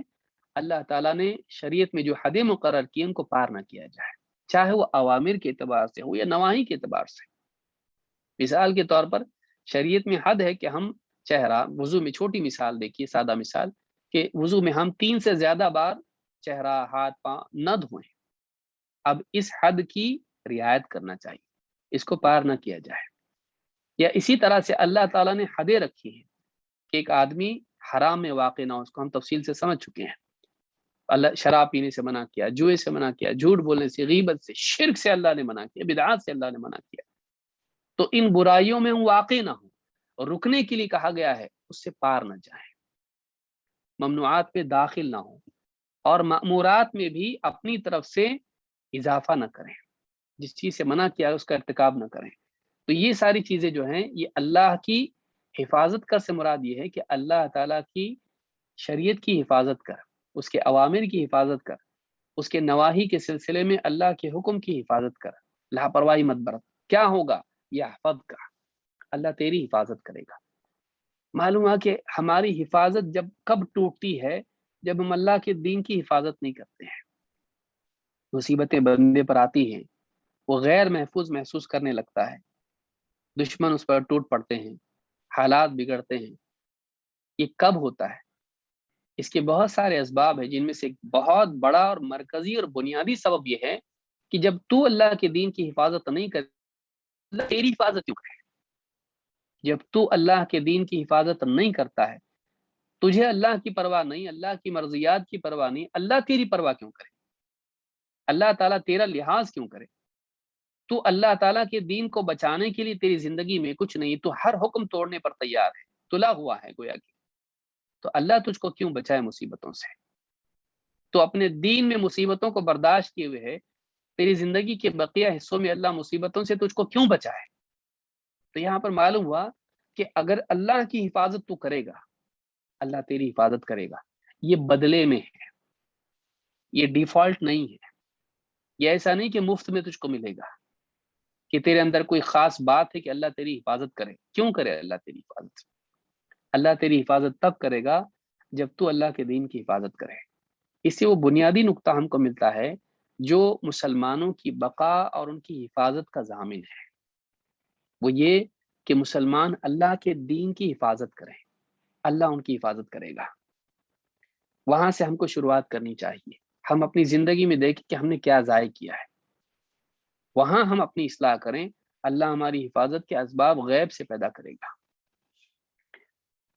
ابن رجب رحمہ اللہ فرماتے ہیں اللہ تیری حفاظت کرے گا کا کیا مطلب ہے؟ کہتے ہیں یحفظ کا یعنی ان من حفظ حدود اللہ وراعى حقوقه حفظه اللہ فإن الجزاء من جنس العمل۔ کہتے ہیں کہ جو انسان اللہ کی حدوں کی حفاظت کرتا ہے اور اللہ تعالیٰ کے جو حقوق اس پر ہیں ان حقوق کی حفاظت کرتا ہے، ان کی رعایت کرتا ہے، تو نتیجے میں اللہ تعالیٰ بھی اس کی حفاظت کرتا ہے، اس لیے کہ جزا عمل ہی کے جنس سے ہوتی ہے۔ ہمارے کہتے ہیں جیسی کرنی ویسی بھرنی، جیسا تیرا عمل ہوگا ویسا بدلہ ملے گا، جیسا کرو گے ویسا بھرو گے۔ تو انسان کا جس قسم کا عمل بندہ کرتا ہے اس قسم کا بدلہ اللہ کی طرف سے اس کو ملتا ہے۔ تو اگر وہ دین کی حفاظت کرے اللہ اس کی حفاظت کرے گا، لہذا جزا جنس عمل میں سے ہوتی ہے۔ اس تعلق سے ابن الملقن رحمہ اللہ فرماتے ہیں احفظہ بالطاعۃ یحفظک بالرعایہ، اللہ تعالیٰ کی حفاظت کر اس کی طاعت سے، اللہ تیری حفاظت کرے گا رعایت سے، یعنی اللہ تیری نگرانی کرے گا، تیرے حالات اللہ تعالیٰ دیکھ رہا ہے، اللہ تعالیٰ تجھ کو ہر مصیبت بلا سے بچائے گا، تیری رعایت کرے گا، تیرے تمام امور کی رعایت کرے گا۔ تو اللہ کے دین کی حفاظت کر طاعت کے ذریعے سے۔ اللہ کے دین کی حفاظت کیسے ہوتی؟ آپ بہت ساری دعائیں کیوں بھول جاتے ہیں؟ پڑھتے نہیں۔ دھیرے دھیرے زندگی سے دین کیوں نکل جاتا ہے؟ علم کیوں ضائع ہوتا ہے؟ عمل چھوٹ جاتا ہے، علم بھی نکل جاتا ہے۔ علم کے ضائع ہونے کا ذریعہ، دین کے ضائع ہونے کا ذریعہ بے عملی ہے۔ تو اپنی زندگی میں اللہ کے دین پر عمل کرنا شروع کر، دین کی حفاظت اپنے آپ ہو رہی۔ تیرے عمل کے ذریعے سے دین باقی رہتا ہے، تیرے عمل کے ذریعے سے دین زندہ ہے۔ تو عمل کے ذریعے سے دین کی حفاظت کر، اللہ تعالیٰ اپنی نگرانی سے تیری حفاظت کرے گا۔ المعین علی تفہم الاربعین میں ابن الملقن کہتے ہیں، آپ دیکھیے قرآن کریم میں اللہ تعالیٰ فرماتا ہے فاللہ خیر حافظا وہو ارحم الراحمین۔ سورہ یوسف میں آپ دیکھیے، یوسف علیہ السلام کا پورا واقعہ دیکھیے، اللہ نے کیسی حفاظت ان کی کنویں میں ڈالے، لوگوں نے، بھائیوں نے کنویں میں ڈال دیا، پھر وہاں سے نکلے، وہاں حفاظت اللہ نے کی، ضائع نہیں ہونے دیا ان کو۔ پھر لوگوں نے خریدا، بیچ دیا، عزیز مصر کے ہاں گئے، تہمت لگی، اللہ نے وہاں بھی ضائع ہونے نہیں دیا، بچایا ان کو، جیل میں سے نکلوایا، کہاں پہنچا دیا اللہ تعالیٰ نے۔ اللہ تعالیٰ نے فرمایا فاللہ خیر حافظا، اللہ تعالیٰ بہترین، سب سے بہتر حفاظت کرنے والا ہے، وہو ارحم الراحمین، اور وہ سارے رحم کرنے والوں سے زیادہ رحم کرنے والا ہے۔ دو باتیں ہیں، حفاظت اور ترحم۔ وہ مضرت سے تجھ کو بچائے گا، تیری مصیبتوں سے، پریشانیوں سے، خطرات سے تجھ کو محفوظ رکھے گا۔ اور کون ہے جو اللہ سے اچھا تجھ کو تیری حفاظت کر سکے؟ حکومت، body guards, technology, knowledge, system, جتنی چیزیں تو شمار کر دے، اللہ سے بڑھ کے تجھ کو اور کوئی نہیں بچا سکتا۔ اللہ کے رسول صلی اللہ علیہ وسلم نے ابو بکر صدیق سے کیا کہا تھا کہ اے ابو بکر، ان دو کے بارے میں تیرا کیا کہنا جن کا تیسرا اللہ ہو؟ اللہ اگر حفاظت کرنے والا ہو تو کوئی کچھ بگاڑ نہیں سکتا ہے۔ تو یہاں پر کہا فاللہ خیر حافظا، سارے حفاظت کرنے والوں میں سب سے بہترین حفاظت کرنے والا اللہ ہے، وہو ارحم الراحمین، اور نہ صرف یہ کہ تیری حفاظت کرے گا، وہ تجھ پر رحم بھی کرے گا، اپنی عطائیں تجھ پر لٹائے گا۔ وہو ارحم الراحمین، وہ بڑا رحم کرنے والا ہے۔ اس سورہ یوسف میں آیت نمبر 64 میں اللہ نے فرمایا۔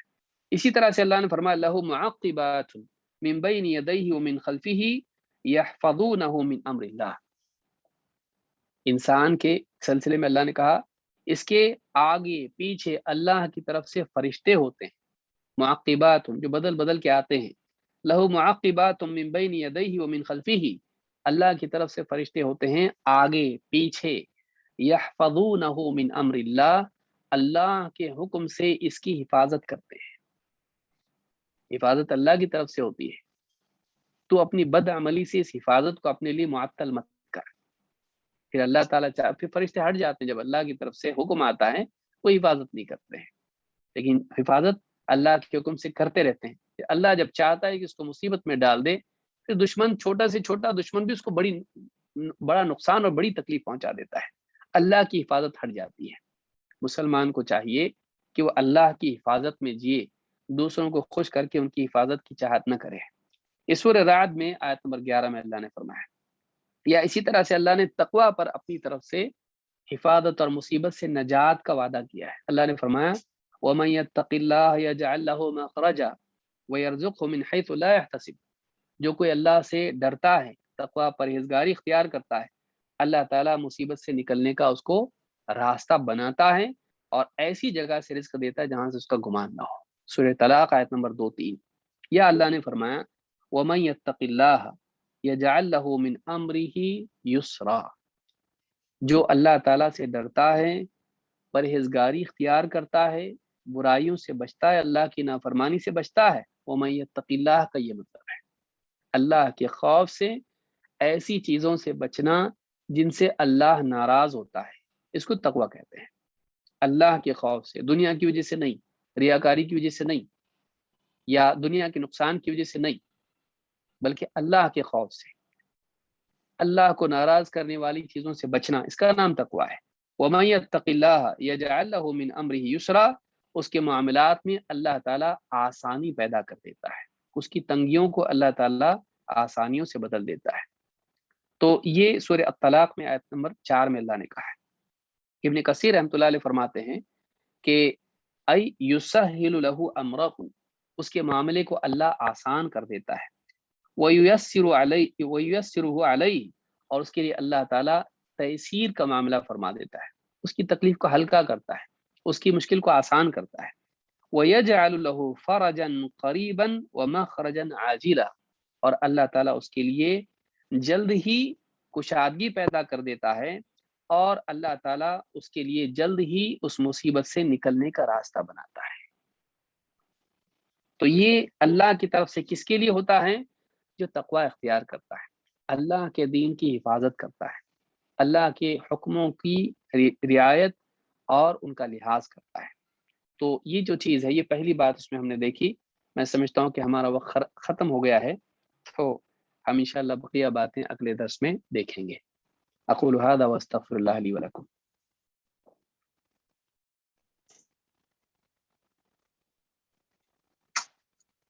اللہ تعالیٰ شیخ محترم کو جزائے خیر عطا فرمائے۔ بڑی قیمتی باتیں دونوں حدیث کی شرح میں سننے کو ملی ہیں، مزید کچھ کہنے کی ضرورت نہیں ہے۔ اللہ تعالیٰ ہم سب لوگوں کو اپنے دین کی حفاظت کی توفیق دے، اور اللہ تعالیٰ ہم سب مسلمانوں کی پوری دنیا میں جہاں بھی حفاظ فرمائے۔